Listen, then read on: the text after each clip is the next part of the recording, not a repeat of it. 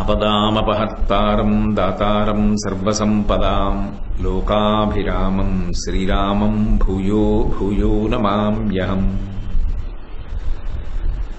సింధూరారుణ విగ్రహాం త్రినయనాం మాణిక్యమౌళిస్ఫురత్తారానాయకశేఖరాం స్మితముఖీం ఆపీనవక్షోరుహాం పాణిభ్యాం అళిపూర్ణరత్నచషకం రక్తోత్పలం బిభ్రతీం సౌమ్యాం రత్నఘటస్థరక్తచరణాం ధ్యాయేత్ పరామంబికాం.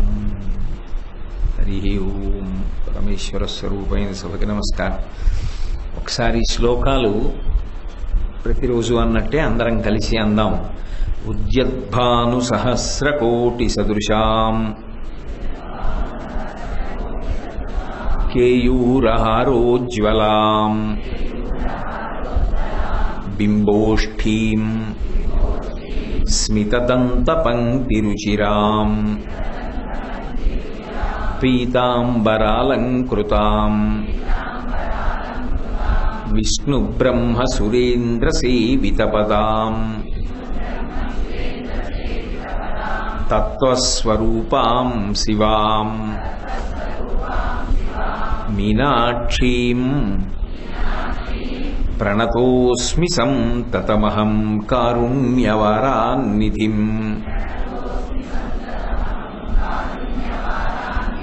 ముక్తాహారలసత్కిరీటరుచిరాం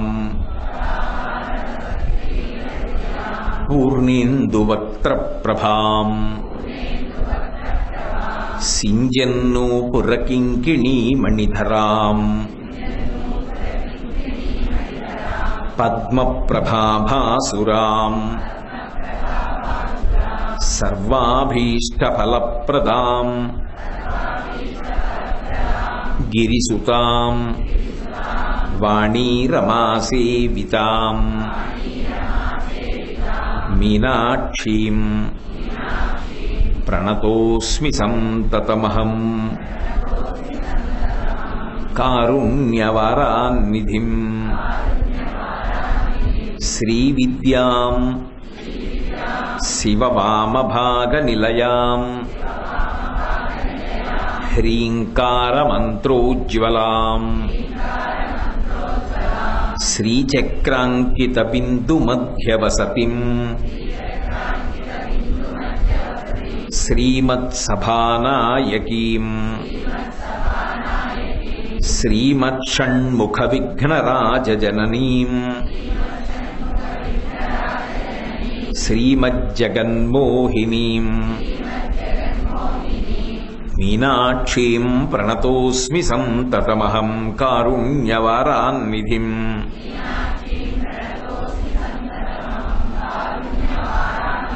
శ్రీమత్సుందరనాయకీం భయహరాం జ్ఞానప్రదాం నిర్మలాం శ్యామాభాం కమలాసనార్చితపదాం నారాయణస్యానుజాం వీణా వేణుమృదంగవాద్యరసికాం నానావిధాడంబికాం మీనాక్షీం ప్రణతోస్మి సంతతమహం కారుణ్యవరాన్నిధిం. నానాయోగిమునీంద్రహృన్నివసతిం నానార్థసిద్ధిప్రదాం నానాపుష్పవిరాజితాంఘ్రియుగళాం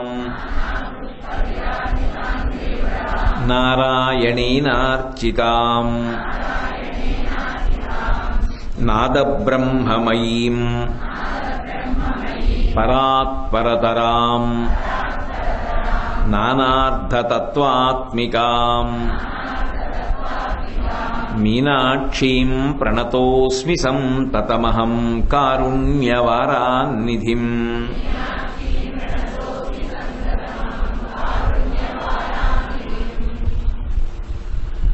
హరి ఓం.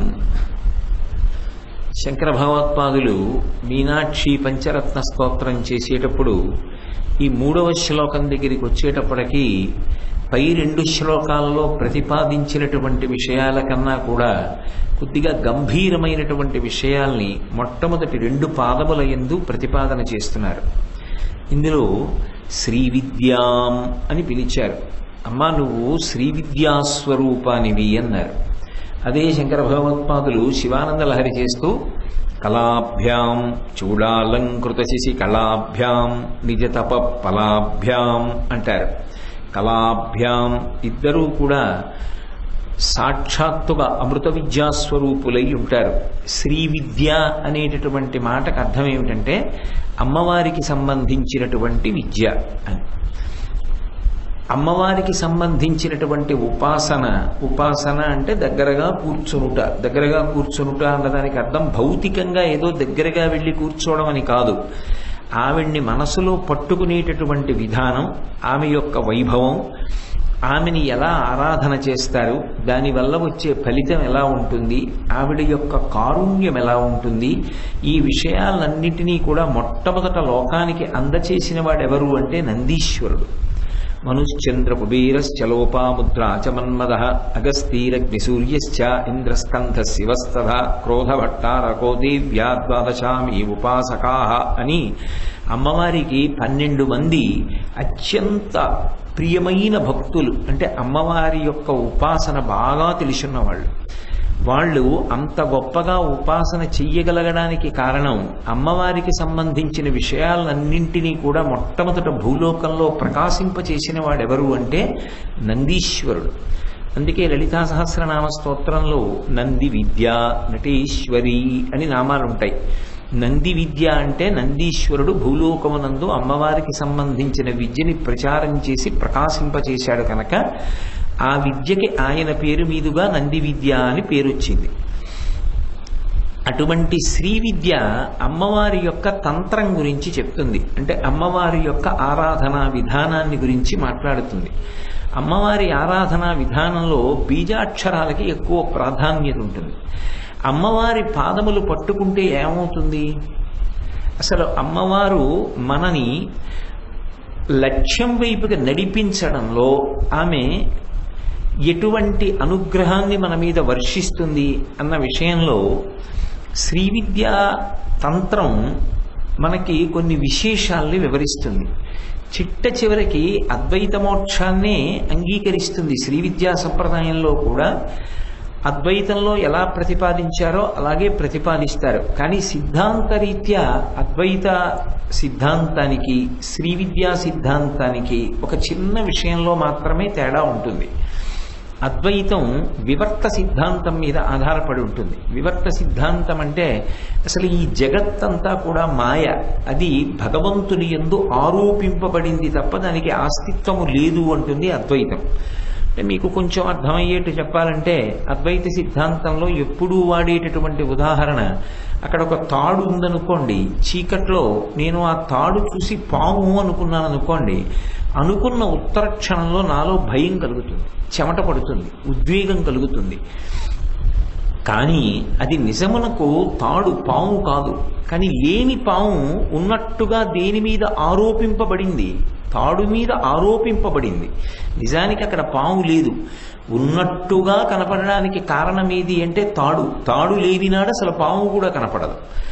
అసలు పరబ్రహ్మమన్నది ఉంది కాబట్టి ఆ పరబ్రహ్మము మీద జగత్తు ఆరోపింపబడింది తప్ప అసలు జగత్తుకి సత్యమైనటువంటి ఉనికి లేదు, అది మాయ అని అద్వైత సిద్ధాంతం ప్రతిపాదిస్తుంది.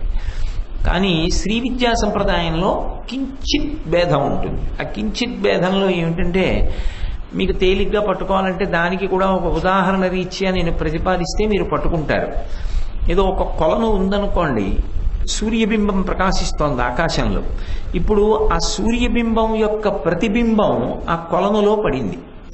ఇప్పుడు కొలనులో ఉన్నటువంటి ప్రతిబింబం నిజమైనటువంటి సూర్యబింబమా? కాదు. అది సూర్యబింబం యొక్క ప్రతిబింబం. అది నిజంగా మాత్రం లేదు. అది ఉంది కాబట్టి ఇది ఉంది. కానీ శ్రీ విద్యా సంప్రదాయంలో ఏమంటారంటే దానికి కూడా కొంత ఉనికి ఉంది. అది కూడా కొంతవరకు సత్యం. ఎందుకని అంటే అది ఎలా ఉందో అలా ఇది కూడా నీటిలో ప్రతిఫలించి కనపడుతోంది అంటారు. అందుకని ఆ ఒక్క చిన్న తేడా తప్ప ఇంచుమించుగా శ్రీ విద్యా సిద్ధాంతం అద్వైత సిద్ధాంతానికి చాలా దగ్గరగా జరిగి ఉంటుంది. శ్రీ విద్యా సిద్ధాంతము ఆ శ్రీ విద్యా స్వరూపము ఎవరు అంటే అమ్మవారే. అమ్మవారి యొక్క పాదములు పట్టుకుంటే వచ్చేటటువంటి గొప్ప ప్రయోజనం ఏమి అంటే కదలికలు అన్నీ కూడా నియంత్రింపబడతాయి. మీరు ఒక్కటి జ్ఞాపకం పెట్టుకోండి, అసలు కదలిక అన్నది లేకుండా ఏదీ ఉండదు. కదలిక లేని నాడు పరిణతి ఉండదు. ఈ భూమి కదులుతోంది, సూర్యచంద్రుల యొక్క గమనం ఉన్నది, అలాగే అణువులన్నీ కదులుతున్నాయి, మనలో ఉన్నటువంటి మనస్సు కదులుతోంది, ఇంద్రియములు కదులుతున్నాయి, రక్తం కదులుతోంది, మనం కదులుతున్నాం. ఇవి కదలలేదనుకోండి అసలు ప్రయోజన సిద్ధి కలుగుతుంది అని చెప్పడం చాలా కష్టం. కానీ ఈ కదలికలు విచ్చలవిడితనాన్ని పొందకూడదు. ప్రత్యేకించి వ్యక్తిపరంగా ఆలోచించండి. సూర్యచంద్రుల యొక్క గమనము, నక్షత్ర మండలము, భూమి తిరగడం సరే అది అలా పక్కన పెట్టండి. మనిషికి సంబంధించినంత వరకు కదలికల యొక్క అవసరంలో నియంత్రణ అన్నది ఒకటి అవసరం అవుతుంది. అంటే మీరు దాని గురించి కొంచెం బాగా సమగ్రంగా తెలుసుకోవాలి అంటే చూడండి, మనసులో ఒక కదలికకి కోరిక అని పేరు. మనసులో ఒక సంకల్పం కలిగింది, నేను ఇది పొందితే బాగుండు అని అనిపించింది, అది ఒక కోరిక. ఆ కోరిక ఎందుకు వస్తుంది? మనసు కదిలితే వస్తుంది. ఇప్పుడు ఆ వచ్చినటువంటి కోరిక తీరిందనుకోండి, నేను సంతోషంగా ఉన్నాను, నేను సుఖం పొందాను, నాకు ఆ కోరిక తీరింది అంటాం. అయితే మీరు ఒకటి ఆలోచించండి, సర్వాభీష్టఫలప్రదాం అని ఒక నామం ఉంది అమ్మవారికి ముందు శ్లోకంలో. సర్వాభీష్టఫలప్రదాం అన్న మాటకు అర్థం ఏమిటి? అన్ని అభీష్టముల యొక్క ఫలితాన్ని ఆవిడ తీరుస్తుంది, అది దాని అర్థం. అంటే అలా కోరుతూ ఉండండి, జీవితంలో ఆవిడ తీరుస్తూ ఉంటుంది అని శంకర భగవత్పాదులంతటి మహాజ్ఞాని జగద్గురువు ప్రతిపాదన చేస్తారా? అలా అర్థం చేసుకోకూడదు.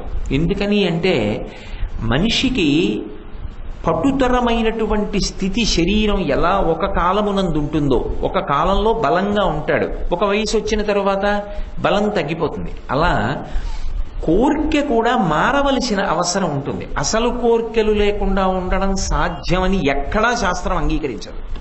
అలా అంగీకరించారనుకోండి, అసలు భగవంతుడు భగవద్గీతలో ఒక మాట అనకూడదు. ఆర్తో జిజ్ఞాసురర్థార్థి జ్ఞానీచ భరతర్షభ, ఈ మాట ఆయన అనకూడదు. ఆర్తి కలిగిన వారు, అర్థార్థి డబ్బు కోరుకున్నవాడు, జిజ్ఞాసువు అంటే యథార్థమైనటువంటి సత్యాన్ని ఆత్మని తెలుసుకోవాలనుకుంటున్నవాడు, జ్ఞాని తెలుసుకున్నవాడు కూడా నన్నే ఆశ్రయించుచున్నాడు. అంటే భగవంతుణ్ణి ఆశ్రయిస్తారు. జనులకు కోరికలు ఉంటాయి, ఆ కోరికలు తీరడానికి నన్ను అడగకపోతే ఎవరిని అడుగుతారు? వాళ్ళు నన్ను అడగడం తప్పు కాదు, వాళ్ళు నన్ను అడుగుతారు, నేను తీరుస్తూ ఉంటాను కూడా అని భగవంతుడే అంగీకరించాడా? అంగీకరించలేదా? అంగీకరించాడు. కాబట్టి కోర్కెలు ఉండకూడదు అన్న సిద్ధాంతం అన్ని వేళలా సాధ్యం కాదు. కానీ ఆ కోర్కె ఏది అయి ఉండాలి అంటే అవసరమై ఉంటే పరిణతి. నేను అన్న మాట మీరు పట్టుకున్నారో లేదో మరి. అది నాకు అవసరమైనదనుకోండి, నేను భగవంతుడికి విజ్ఞాపన చేశాననుకోండి, అది పరిణతి. నాకు అమ్మ బాగా చదువు రావాలి అని నేను విద్యార్థిగా ఉండగా కోరుకున్నాను, అది నాకు అవసరం. నాకు ఒక వయసు వచ్చిన తరువాత అమ్మ నన్ను అనుగమించేటటువంటి ధర్మపత్ని నాకు కావాలి, అది నాకు అవసరం. నాకు పెళ్ళయ్యాక అమ్మ నా వంశం నిలబడాలి, నాకు కొడుకు పుట్టాలి, అవసరం. అమ్మ నేను కన్యాదానం చెయ్యాలి, నాకు కూతురు కావాలి, అవసరం. అమ్మ నేను ఒకరి దగ్గర చెయ్యి చాపకుండా నాకు అన్నవస్త్రములు ఉండడానికి ఇల్లు లభించాలి, అది నాకు అవసరం. అమ్మ నా పిల్లలు వృద్ధిలోకి రావాలి, వాళ్ళు క్షేమంగా ఉండాలి, అవసరం. ఇవి అవసరములు అంటారు. అవసరమైనవి కోర్కెలు కాకుండా ఉండడం అసలు సాధ్యం కాదు. అసలు మీరు ఏ కోరిక పెట్టుకోకండి అని నేను అన్నాను అనుకోండి, అసలు అది ఆచరణాత్మకమా మీరు ఆలోచించండి. చెప్పాలన్న కోరిక నాకోటి, వినాలన్న కోరిక మీకోటి లేకపోతే అసలు ఈ సభ ఎక్కడది? అసలు ఈ సభే లేదుగా. ఆ కోరిక ఉండబట్టే కదా ఇదేదో చెప్పాలి, నాకు వచ్చినంత వరకు, నాకు తెలిసినంత వరకు, అమ్మ నాకు ప్రకాశింపచేసినంత వరకు నేను చెప్దాం అని నాకు కోరిక ఉంది. ఆయన పాపం ఏదో చెప్పడానికి ప్రయత్నిస్తున్నాడు. ఆయన చెప్పిన గంటన్నరలో ఒక్క వాక్యమైనా మనకు పనికొచ్చేది ఉండదా? మిగిలింది ఎంత రొట్టైనా అని మీరు ప్రేమతో, ఆర్తితో, కోరికతో మీరు వస్తున్నారు. ఇప్పుడు మన ఇద్దరికీ కూడా కోరిక ఉంది కాబట్టి సభ ఏర్పడింది. కోరిక లేకుండా ఉండడు మనిషి, కానీ కోరిక అవసరమై ఉన్నదనుకోండి, అది పరిణతి. అంటే వెళ్ళవలసిన మార్గంలో వెడుతున్నాడు అని గుర్తు. ఒకటి అడిగేటప్పుడు ప్రశ్నించుకుంటున్నాడు అనుకోండి, ఇది నాకు అవసరమేనా అని ప్రశ్నించాడు అనుకోండి, అవసరమని మిమ్మల్ని మీరు సరిపెట్టేసుకోకూడదు. ఇది నాకు అవసరం అండి, అయ్యి బాబోయ్ ఇంకా నేను సంపాదించకపోతే ఎలా, ఇంకా సంపాదించాలి, ఇంకా సంపాదించాలి కాదు. ఒక వయసు వచ్చిన తరువాత నా పిల్లలకి పెళ్ళిళ్ళు చేసేసానా, వాళ్ళ సంసారం వాళ్ళు చేసుకుంటున్నారా, వాళ్ళకి ఇప్పుడు కర్తృత్వాధికారం ఉన్నదా, వాళ్ళ ఇంట్లో శుభకార్యం అయితే వాళ్ళు పీటల మీద కూర్చుంటారా, వాళ్ళ పని వాళ్ళు చేసుకుంటారా, ఇంకా నేను ఎందుకంత అతిగా దాని గురించి ఆలోచించడం. అంటే ఇప్పుడు నా అవసరం మారాలి. ఏమిటి నా అవసరం అవ్వాలి? డస్సిపోతున్నటువంటి నా శరీరం, లోపల ఉన్న మనసు ఉత్సాహంతో భగవంతుని యందు ఉంచుకోవాలి. ఎందుకని అంటే నేను ఆలోచించవలసిన వాడు, నేను ఎవరి గురించి కోరిక కోరాలో అటువంటి వాడు ఒకడు ఉన్నాడు. వాడికి సంబంధించిన అవసరం ఒకటి నాకుంది. ఎవరు వాడు? జీవుడు. నా భార్య కావాలని ఆలోచించాను, నా బిడ్డలు కావాలని వాళ్ళ గురించి ఆలోచించాను, అన్నదమ్ముల గురించి ఆలోచించాను, అక్క చెల్లెళ్ళ గురించి ఆలోచించాను. కానీ 50 సంవత్సరాల వయసు దాటిపోయింది. ఇప్పుడు నేను నా జీవుడి గురించి కూడా ఆలోచించుకోవాలి. ఎందుకంటే నిత్యమా జీవితము నీటిపై బుగ్గ అయిపోతోంది కదూ, ప్రాయం అయిపోతోంది. ఏమో ఎప్పుడు బుడగ బద్దలవుతుందో. కానీ జీవుడు మాత్రం ఈ శరీరాన్ని విడిచిపెట్టిన తరువాత ఇంకొక శరీరాన్ని కూడా పొందుతాడు కదూ. మరి ఆ శరీరానికి కూడా భార్య బిడ్డలు ఉంటారు కదూ, అప్పుడు కూడా అవసరాలు ఉంటాయి కదూ. ఆ అవసరాలు తీరడానికి పుణ్యం ఉంటేనే కదూ తీర్చడం కుదురుతుంది. అందుకని నేను ఈ జీవుడి గురించి కొంత పుణ్యం చెయ్యాలి. అంటే నేను సంపాదించినది బిడ్డల కొరకు, భార్య కొరకు ఎలాగో నా జీవుడి కొరకు అని నేను కొంత ఖర్చు పెట్టాలి. నా జీవుడి కొరకు అని నేను కొంత సమయాన్ని వెచ్చించాలి. నా జీవుడి కొరకు అని నా శరీరాన్ని భగవత్ సేవలో తరింప చేసుకోవాలి. ఇది కోర్కే అన్న పేరుతో అవసరాన్ని గుర్తించుకుని కదలికలు ధర్మబద్ధమైతే, ధర్మబద్ధమైన కదలికల యొక్క చిట్ట చివరి స్థితి ఏమిది అంటే ఏ కదలికలు లేకుండా నిలబడిపోయినటువంటి స్థితి. ఈ కదలికలన్నీ కూడా శక్తి అంటారు. మీరు ఎప్పుడైనా చూడండి, ఎక్కడైనా ఏదైనా కదిలిందనుకోండి, ఆ కదిలితే దానికి శక్తి కారణమై ఉంటుంది. చూడండి, ఇప్పుడు అకస్మాత్తుగా ఇవి పనిచేయడం మానేసి దీపాలన్నీ ఆరిపోయి ఆ తిరుగుతున్నటువంటి ఆ ఫ్యాన్ ఆగిపోయింది అనుకోండి, వెంటనే ఏమంటాం? పవర్ పోయిందండి అంటాం. పవర్ అంటే శక్తి.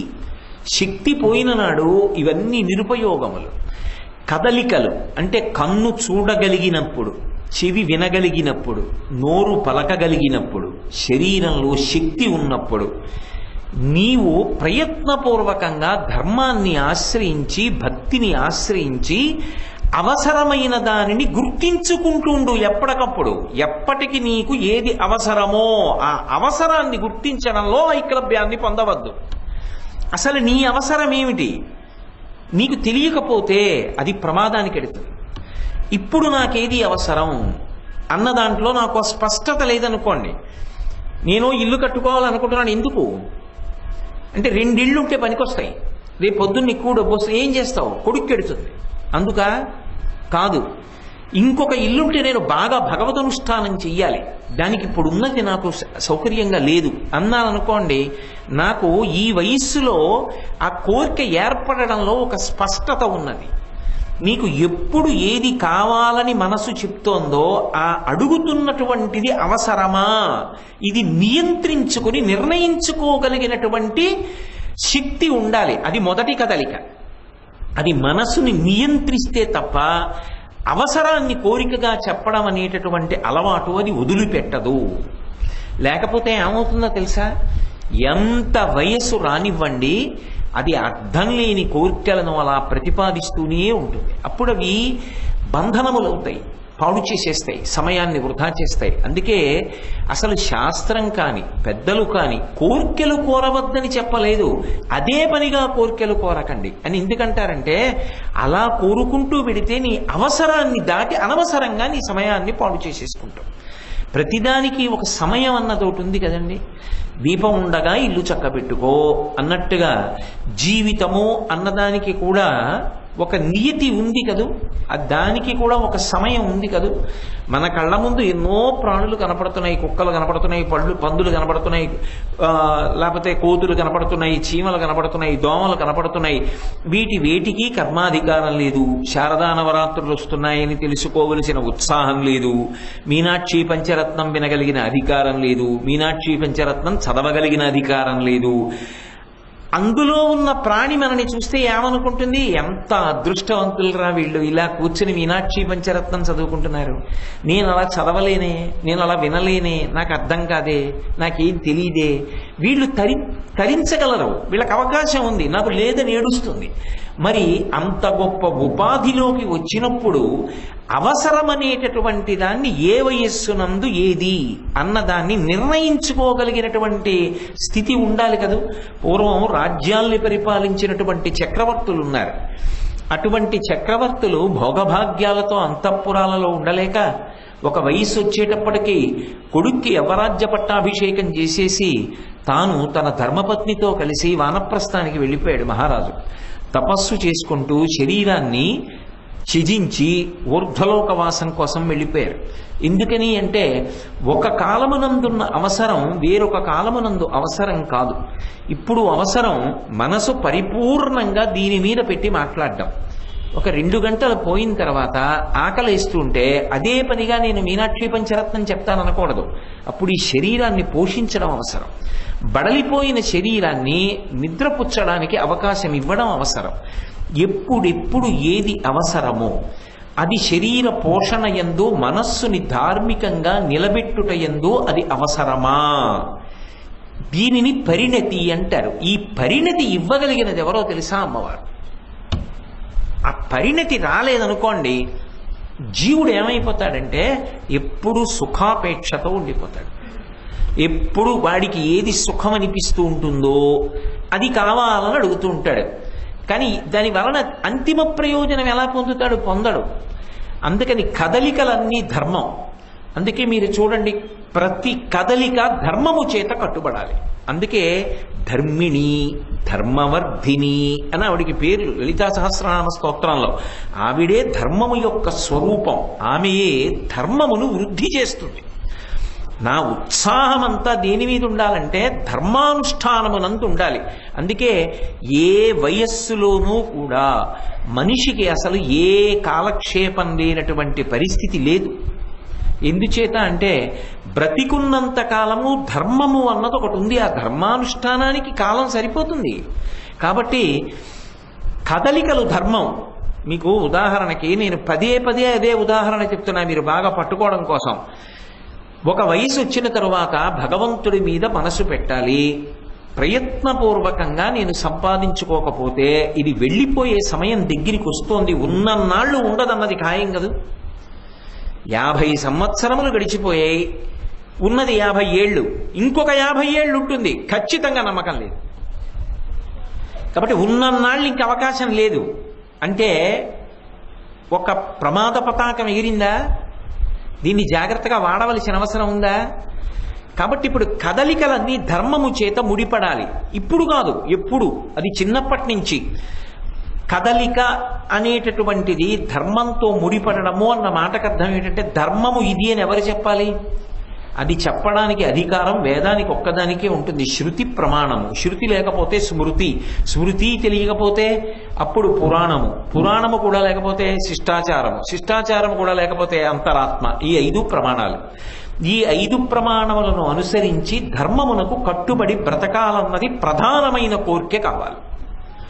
అప్పుడు నేను ఏ కోరిక లోపల నుంచి కోరుతున్నా, నేను ఏ పని చేస్తున్నా, ఏది మాట్లాడుతున్నా అది ధర్మమునకు కట్టుబడిందా అన్నది చూసుకుంటూ ఉంటాను. ఉదాహరణకి ఏదో నాకు పెళ్ళి అవ్వాలి అని ఒకప్పుడు కోరిక పుట్టింది. అది ఆ వయస్సుకి ధర్మమా? ధర్మం. నేను తండ్రి గారి ముందు నించున్నాను, నా ఇష్టం వచ్చినట్టు కాళ్ళాడిస్తూ కూర్చోవచ్చా? తండ్రి దైవం, ఆయన ముందు కూర్చున్నప్పుడు ఓ మర్యాద, ఆయనకో నమస్కారం చేయడం, ఆయనతో ఓ గౌరవంగా మాట్లాడడం, ఆయన చెప్పింది నేను ఎక్కువ వినడం ఉంటుందా? తండ్రి దగ్గర కొడుకుగా బతకడం ధర్మం, భార్య దగ్గర భర్తగా ఆమెని తరింప చేయడానికి నా చిటికిన వేలు పట్టుకున్నందుకు దాని జీవుడికి కొంత పుణ్యం పడేటట్టుగా దాన్ని నాతో కలుపుకోవడం ధర్మం. దేశము కాలము ఈ రెండిటినీ బట్టి మీరు ఎక్కడ ఉన్నారు, ఎవరి ముందున్నారు, ఏ సమయంలో ఉన్నారు అన్న దాన్ని బట్టి ధర్మం మారిపోతూ ఉంటుంది. ఈ ధర్మాన్ని అనుగ్రహించి అమ్మవారు నడుపుతుంది. తద్విరుద్ధంగా జీవితం వెళ్ళిపోతుంది అనుకోండి, మనం అమ్మవారి పాదములను గట్టిగా పట్టుకున్నాం అనుకోండి, అమ్మా అని ఒక్కసారి పిలిచి నువ్వు నాకు దిక్కు అన్నాం అనుకోండి, శరణాగతి చేశామనుకోండి, ఆవిడ జోక్యం చేసుకుంటుంది. ఆవిడ శక్తి కదూ, మన కదలికలన్నీ ఆవిడే. కాబట్టి ఈ ప్రతి కదలిక కూడా అధర్మం వైపుకు వెళ్లకుండా ఆవిడ నిగ్రహిస్తుంది. నిగ్రహించి నిగ్రహించి నిగ్రహించి ఏం చేస్తుందంటే కదిలి కదిలి కదిలి కదిలి కదిలి కదిలి ఈ కదలికలన్నీ కదలిక లేని స్థితికి వెళ్ళిపోయేటట్టు చేసేస్తుంది. అది శివుడు. మీకు బాగా అర్థం అవ్వాలంటే ఒక కోనేరుంది, నేను ఆ కోనేటి దగ్గరికి వెళ్ళి నీళ్లు తాగుదామని నించున్నాను ఒడ్డున. బా ఎంత గొప్పగా ఉందిరా, ఒక్క తరంగం లేదు, అద్దం పెడితే ఎలా ఉంటుందో అలా ఉంది. అడుగున ఉన్నటువంటి తామర పువ్వు యొక్క తూడు కూడా కనపడుతోంది, ఎంత స్వచ్ఛంగా ఉంది, ఒక్క కదలిక లేదు నీటిలో, ఏదో అద్దం బిగించినట్టుంది. కదలికల లేని సరోవరం, ఒక అద్దంలా ఉంది. మీరు చూడండి ఒక్కొక్కసారి ఎలా ఉంటుందంటే, ఒక్కొక్క పాత్రలో నీళ్లు ఉన్నాయనుకోండి, అవి స్వచ్ఛమైన జలాలైతే అడుగు కనపడుతూ అందులో నీళ్లు లేవనుకుని చటుక్కుల్లా అయితే నీళ్లు పడతాయి. అలా కదలికలు లేని సరోవరం మీరు అలా చూస్తున్నారు. ఇంతలో దాని పక్కన ఒడ్డులో ఉన్నటువంటి చెట్టు మించి ఒక ఎండుటాకు అందులో పడింది. ఆకు పడగానే కొద్దిగా చిన్న తరంగాలు వచ్చాయి, కదిలేయి. ఎక్కడ కదిలేయి? నీటిలోనే కదిలేయి. కదలిన కదలికలన్నీ ఎక్కడ ఆగిపోయాయి? నీటిలోనే ఆగిపోయాయి. ఆగిపోయిన నీరు ఇప్పుడు మళ్ళీ ఏమైంది? ఏ కదలికలు లేకుండా అయిపోయాయి. అంటే కదలికల యొక్క చరమ ప్రయోజనం ఏమిటి? కదలికలు లేని శివుడిగా మారిపోవడం, అంటే తాను శివుడైపోవడం. పాశములు తెగిపోయి పశుపతి యందు ఐక్యమవడం. అది చిరంజీవన్నీ వక్షపిత పశుపాశ వ్యతికర పరానందాభిక్యం రసయతి రసం తద్భజనవాన్ అంటారు శంకర భగవత్పాదులు. అందుకే సౌందర్యలహరిలో పశుపాశములు తెగిపోయి నేను బ్రహ్మమన్న జ్ఞానము కలిగి తాను శివుడైపోయేటట్టుగా చేయగలిగినటువంటి తల్లి ఎవరు అంటే ఆమెయే. ఆమె యొక్క అనుగ్రహ శక్తిని, ఆమె కారుణ్యాన్ని తెలుసుకొని ఆమె పాదములను పట్టుకోగలిగినటువంటి అనురక్తి కలగడం ఆ శ్రీ విద్య యొక్క ప్రధాన ప్రయోజనం. కాబట్టి శ్రీ విద్య ఏమి? మోక్ష విద్య. అది దేనికి పనికొస్తుంది అంటే మోక్షానికి పనికొస్తుంది. శ్రీకారం మంగళత్వానికి ప్రతీక, పరమ మంగళప్రదమైనటువంటి విద్య. మనకి అన్వయమయ్యేటటువంటి రీతిలో ప్రధానంగా మనం దాన్ని ఎలా అర్థం చేసుకుంటే మన జీవితాలు అభ్యున్నతి పదంలో నడుస్తాయని ఆలోచించవలసి ఉంటుందో ఆ కోణంలో ఆలోచన చేసినప్పుడు శ్రీ విద్యాం అన్నప్పుడు అమ్మా నీ యొక్క విద్య అంటే నిన్ను గురించి తెలుసుకొనుట. నిన్ను గురించి తెలుసుకోవడం ఏమవుతుంది? నా యొక్క కదలికలను నియంత్రిస్తుంది. నా మనసులో కదలికలు కోరికలు, పైన శరీరం యొక్క కదలికలు ధర్మం. ఇప్పుడు ధర్మం కదలిక ముడిపడతాయి, లోపల కోర్కెలు అవసరాలతో ముడిపడతాయి. ఇవి అన్నీ కలిపి ఆఖరికి వెళ్ళి ఏమీ లేని స్థితికి వెళ్ళిపోతాయి. ఏ కోరిక లేదు, ఏ అవసరం లేదు, ఇంకా నాకు ఏ అవసరం లేదు. చూడండి, కందుకూరి శివానందమూర్తి గారు మహానుభావుడు ఈ మధ్యనే వరంగల్లో శరీరాన్ని విడిచిపెట్టారు. ఆయన శరీరం పతనం అయిపోతుంది అన్న స్థితికి వెళ్ళిపోయారు. ఆయన తెలుసుకున్నారు, నా శరీరం ఇంకెంతో కాలం ఉండదు అని గమనించారు. అది మహానుభావుడు ఆయన పొందినటువంటి అదృష్టం.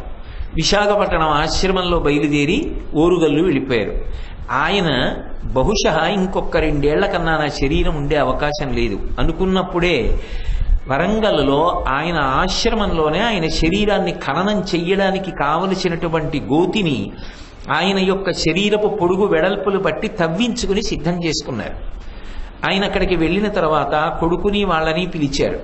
పిలిచి నిష్కారణంగా నన్ను వైద్యశాలకి తీసుకెళ్లి వైద్యం అవి ఏమీ చేయించకండి, ఇంకా ఈ శరీరం బడలిపోయింది, ఇది పొందవలసినవన్నీ పొందింది, ఇంకా దీనికి అవసరాలు ఏం లేవు, దీనితో నేను ఏం చెయ్యగలనో అవన్నీ చేసుకున్నాను, దీనితో చెయ్యగలిగినవి అయిపోయాయి, ఇక ఇది నాతో సహకరించలేదు, దీని శక్తి ఉడిగిపోయింది, ఇది తనంత తాను పడిపోతుంది, ఆ పడిపోయే సమయంలో నేను ధ్యానంలో ప్రవేశిస్తాను, సమాధిలో ఉంటాను, కాబట్టి మీరు నిష్కారణంగా దీన్ని బ్రతికించడం కోసం తీసుకెళ్లి వైద్యశాలలో పెట్టి ఏవేవో మందులు ఎక్కించి అవన్నీ చేయకండి అన్నారు. అందరూ అలా ఉండమని నేను ప్రతిపాదించట్లేదు, అదే సమయంలో ఉండగలరని నేను ప్రతిపాదించట్లేదు. సాక్షాత్తుగా భారత ప్రధానమంత్రి నరేంద్ర మోదీ ఆయనకి ఫోన్ చేశారు. ఆయన శిష్యులు ఎంతో పెద్ద పెద్ద స్థానాల్లో ఉన్నారు, వాళ్ళు వెళ్ళి ప్రార్థన చేశారు. ఆయన ఈ శరీరం పడిపోయే సమయం ఆసన్నమైంది, దానికి ఇక ఓపిక లేదు, దాన్ని నిలబెట్టినా అది నాకు ఏమీ చేసి పెట్టలేదు, పాపం దాని కదలికలు నీరసపడిపోయాయి, అది ఏమి చెయ్యలేదు, శరీరంతో ఉంటే చెయ్యవలసిన పనులు కూడా అది చెయ్యలేదు, ఇంకా అందుకని వద్దులేండి దాన్ని పతనం అవనివ్వండి అన్నారు. అని అలా భీష్మాచార్యుల వారిలా ఉండి ఒక రోజు నా శరీరం పతనం అయిపోయింది. ఆయన సాక్షిగా శరీర పతనాన్ని చూశారు. ఎక్కడ తన శరీరాన్ని ఉంచమని చెప్పారో అక్కడ ఆ శరీరాన్ని నుంచి పూజ చేశారు. ఇది ఎప్పటి అవసరాన్ని అప్పటికి గమనించారు, గమనించి అలా వదిలిపెట్టారు. అయితే నేను చెప్పినంత తేలిక కాదు, అలా అందరినీ చెయ్యమని ఉపదేశం చేయడము సాధ్యం కాదు. అసలు నేను ఆ స్థాయికి వెళ్ళానని చెప్పడం కన్నా అబద్ధం ఇంకొకటి లేదు. మరి ఎందుకు చెప్తున్నావు అంటే, ఆ అమ్మవారి పాదములను పట్టుకున్న వాడిని మాత్రం ఆ తల్లి అంత గొప్ప స్థితి వరకు తీసుకుని వెళ్ళగలదు. అప్పుడు అటువంటి వ్యక్తికి శాంతి కాక ఇంకేముంటుందండి? ఆయన మనసులో ఏదైనా సంకల్పం కలిగితే అది అవసరం అంతే. ఆ అవసరాన్ని మాత్రమే కోరే ఆ భగవతి పాదములు పట్టుకున్న వాడి అవసరాలు ఆవిడ చూడదా? అది సర్వాభీష్ట ఫలప్రదాం, ఆ స్థాయిలో అలా ఇవ్వగలదు, ఆవిడ అనుగ్రహిస్తుంది. దానికి వెనక భక్తి కారణమై ఉంటుంది. ఇది శ్రీ విద్యాం అలా మీరు నేను తెలుసుకుంటే దాని వలన ఎక్కువ ప్రయోజనం ఉంటుంది తప్ప శ్రీ విద్యా తంత్రము, శ్రీ విద్యా రహస్యములు, అందులో ఉండేటటువంటి బీజాక్షరాలు, అందులో ఉండేటటువంటి కూటములు తెలుసుకోవడం వల్ల ప్రయోజనం లేదనేంత మహాసాహసం నేను చెయ్యను. కానీ ప్రాథమికంగా నా స్థాయిలో ఉన్నవాడికి శ్రీ విద్యాం అన్నప్పుడు అలా తెలుసుకుంటే, జగద్గురువుగా శంకర భగవత్పాదులు మీనాక్షి పరదేవతని శ్రీ విద్యాం అని ఎందుకు పిలిచారు అన్న విషయంలో మనం ఆవిడ్ని శ్రీ విద్యాం అని పిలవవలసిన అవసరం ఏమిటో మనకు అవగతమైన నాడు ఆ తల్లి మిగిలిన అవసరాలు మనకేమున్నాయో అవన్నీ ఆవిడికి మనకిస్తుంది. మనం అంత స్థాయిలో తెలుసుకోవలసిన అవసరం మనకు ఉంది అని ఆవిడ అనుకుంటే ఆ అవసరాన్ని ఆవిడ తీర్చి అంత విద్వాంసుణ్ణి చేస్తుంది. కాబట్టి ఈ స్థాయిలో ముందు తెలుసుకుంటే ఆ పై మెట్లు ఆవిడ ఇది నిచ్చెన. మెట్టు మీద మెట్టు ఎక్కితే మేడెక్కవచ్చని తెలుసుకుంటే మొదటి మెట్టు మీద కాలేసి కర్ర పట్టుకుని రెండో మెట్టు ఎక్కడం నేర్చుకుంటే ఆ తర్వాత మేడెక్కడం వస్తుంది కాదు. కాబట్టి శ్రీ విద్యాం అంటే మోక్ష విద్యాస్వరూపము, అది ఆ తల్లియే. అలాగే అందుకే నేను మీకు మనవి చేశా, ఈ 3వ శ్లోకంలో శంకరాచార్యుల వారు కొంచెం గంభీరమైన విషయాన్ని ప్రతిపాదన చేస్తున్నారు అన్నాను. మొట్టమొదట్లో వాళ్ళు దిద్దుతారు, ఆలు దిద్దడం బాగుందండి, నాకు ఆలు వచ్చేసే, ఇంక నేను ఆలే దిద్దుకుంటాను, మళ్ళీ నాకు కాకాలు నేర్పకండి, గుణింతాలు నేర్పకండి అంటే ఎలా? జీవితం అంతా చదువుతూనే ఉండాలి, తెలుసుకుంటూనే ఉండాలి. అసలు అలాగా అలా 2 శ్లోకాల్లో మీరు అమ్మవారి వైభవం, అమ్మవారి కాంతి, అమ్మవారి ఉపకారం ఇవి తెలుసుకున్నారు. ఇప్పుడు ఆవిడ వలన మీరు ఏ నియంత్రణ కోరుకుంటున్నారని మీ అవసరాలు ఏమిటో కూడా మీరు తెలుసుకొని దానితో అనుసంధానం అవ్వాలని కదా జగద్గురువుల యొక్క ఆలోచన. అందుకని శ్రీ విద్యాం శివవామ భాగ నిలయాం. శంకరాచార్యులు వారు ఎవరి పంచరత్నంలో మాట్లాడుతున్నారు? దీన్ని మీనాక్షి పంచరత్నంలో మాట్లాడుతున్నారు. మీనాక్షి పరదేవత దేవాలయంలో మధురైలో అర్ధనారీశ్వర మూర్తి ఒకటి ఉంది. ఒక దేవాలయంలో ఉమామహేశ్వర మూర్తి అని పక్కన ఉంటుంది, దాని పక్కనే అర్ధనారీశ్వర మూర్తి ఉంటుంది. ఆ శిల్పం బహుచాతుర్యంతో ఉంటుంది. మిగిలిన దేవాలయాల్లో ఉండేటటువంటి అర్ధనారీశ్వర స్వరూపానికి మీనాక్షి దేవాలయంలో ఉండే రూపానికి ఒక ప్రధానమైన వ్యత్యాసం ఉంటుంది. ఏమిటి ఆ వ్యత్యాసం అంటే, శంకరుడు నిలబడి ఉంటాడు, శంకరుడి యొక్క కుడి భాగం అంతా పురుషస్వరూపంగా ఉంటుంది. అందుకని ఇలా పట్టుకుంటే పైన ఆయన చేతిలో ఆ గొడ్డలి ఉంటుంది, ఆ చేతిలో ఆయన ఆ గండ్రగొడ్డలి పట్టుకుంటాడు కదా, పరశువు పట్టుకుంటాడు, అందుకని గండ్రగొడ్డలి ఉంటుంది. ఈ కింద చెయ్యి ఇలా అభయహస్తం పడతాడు. అప్పుడు ఇటు 2 చేతులు ఉన్నప్పుడు అటు ఎన్ని చేతులు ఉండాలి? 2 చేతులు ఉండాలి. ఉండవు, ఒక్క చెయ్యే ఉంటుంది. ఎందుకని అంటే యువతల వైపు స్త్రీ స్వరూపంగా ఉంటుంది. స్త్రీ స్వరూపం అని స్పష్టంగా గుర్తుపట్టడానికి ఆధారం కుచాభ్యాం ఆనమ్రం అని శంకరాచార్యులు వారే అంటారు. స్త్రీ పురుష శరీరముల మధ్య ప్రధాన వ్యత్యాసమైనటువంటి స్తనము ద్యోతకమవుతూ ఉంటుంది. దాని చేత ఇది అమ్మవారి శరీరం అని తెలుస్తుంది. అమ్మవారి శరీరంలో మీనాక్షి ఇలా చెయ్యి ఎలా కిందికి వేలాడవేసి ఉంచుతుందో అలా చెయ్యి వేలాడవేసి ఉంచుతుంది. పై చెయ్యి ఉండదు. కాబట్టి 2 మూర్తులు, చేతులు మాత్రం 4 ఉండవు, 3 ఉంటాయి మీనాక్షి దేవాలయం. మీరు ఆ శిల్పాన్ని చాలా జాగ్రత్తగా పట్టి పట్టి చూడాలి. అంటే ఎందుకు అలా పెట్టారు అంటే అందులో మీకు ఒక పెద్ద రహస్యాన్ని దాచారు. శంకరాచార్యుల వారు మీనాక్షి దేవత గురించి మాట్లాడుతున్నారు. కాబట్టి అన్వయం కూడా ఎందులోకి చేయవలసి ఉంటుంది? మీనాక్షి దేవాలయంలో మూర్తికి అన్వయం చేయవలసి ఉంటుంది. తత్వత ధనాధీశ్వర స్వరూపమైన అంటే 2 చేతులు అటు 2 చేతులు కూడా ఉన్నాయనుకోండి, 2 వచ్చి కలుసుకున్నాయి. ఒక దాంట్లో సగం పోయి ఈవిడలో సగం తగ్గిపోయి ఇందులో సగం ఏకమైపోతే అప్పుడు అది ఒకటైంది అని ప్రతిపాదన చేయవలసి ఉంటుంది. అదే అసలు అర్ధనారీశ్వర స్వరూపం అంటే కాదు. అందులో ప్రధానంగా తెలుసుకోవలసినటువంటి విషయం ఏమిటంటే ఆయన అన్నాను అనుకోండి, ఎవరు? శివుడు. ఆయన శివుడు, మనకెవరు? తండ్రి. ఆమె మీనాక్షి, మనకెవరు? అమ్మ. ఇప్పుడు అమ్మ స్త్రీ, అయ్యా పురుషుడు. పురుషుడులో స్త్రీ, స్త్రీలో పురుషుడు. లోకంలో సాధ్యమా? ఉంటారా? ఉండరు. వాళ్ళు పురుషులు, వీళ్ళు స్త్రీలు అని చెప్పాలంతే. అంతేగాని వారిలో స్త్రీత్వం ఉంది, వీరిలో పురుషతత్వం ఉన్నది అని అనడం సాధ్యం కాదు. కానీ శంకరుడి విషయంలో అది సాధ్యం. ఎందుకో తెలుసా? అసలు ఆయన ఆవిడ అని 2 ఉండవు. ఆయనలో ఆవిడ, ఆవిడలో ఆయన. ఉన్నది ఆయనే అమ్మగా నిలబడతాడు, ఆమెయే తండ్రిగా నిలబడతాడు తప్ప ఆమెయే అమ్మగానే ఉంటాను అన్న మాట ఉండదు. అందుకే పరిపాలన చేసింది. నేను అయ్యగానే ఉంటాను ఉండదు, అమ్మగా ఉంటాడు. ఒక్కొక్కసారి ఆయన అమ్మగా మారిపోతాడు. ఎందుకని చెప్తున్నానంటే ఈ విషయం మధురైలో ఒక పరమాద్భుతమైనటువంటి విషయం జరిగింది. ఒకప్పుడు మధురై సమీపంలో, అంటే మధురై యొక్క ఆ పొలిమేరలు దాటిపోయిన తరువాత ఒక దట్టమైనటువంటి అరణ్యం ఉంది. నేను మీతో మనవి చేశాను కదా, అదంతా కూడా కదంబవనం ఒకప్పుడు. కాబట్టి ప్రకృతి అందాలకి ఆటపట్టు. ఆ అరణ్యంలో ఒకప్పుడు దేవలోకం నుంచి బృహస్పతి కదిలి వచ్చి, ఆయన గురువు మహానుభావుడు, భగవంతుడి గురించి ధ్యానం చెయ్యాలి, తపస్సు చెయ్యాలి అని సంకల్పం చేసుకొని ఆయన తపస్సు చేస్తున్నాడు.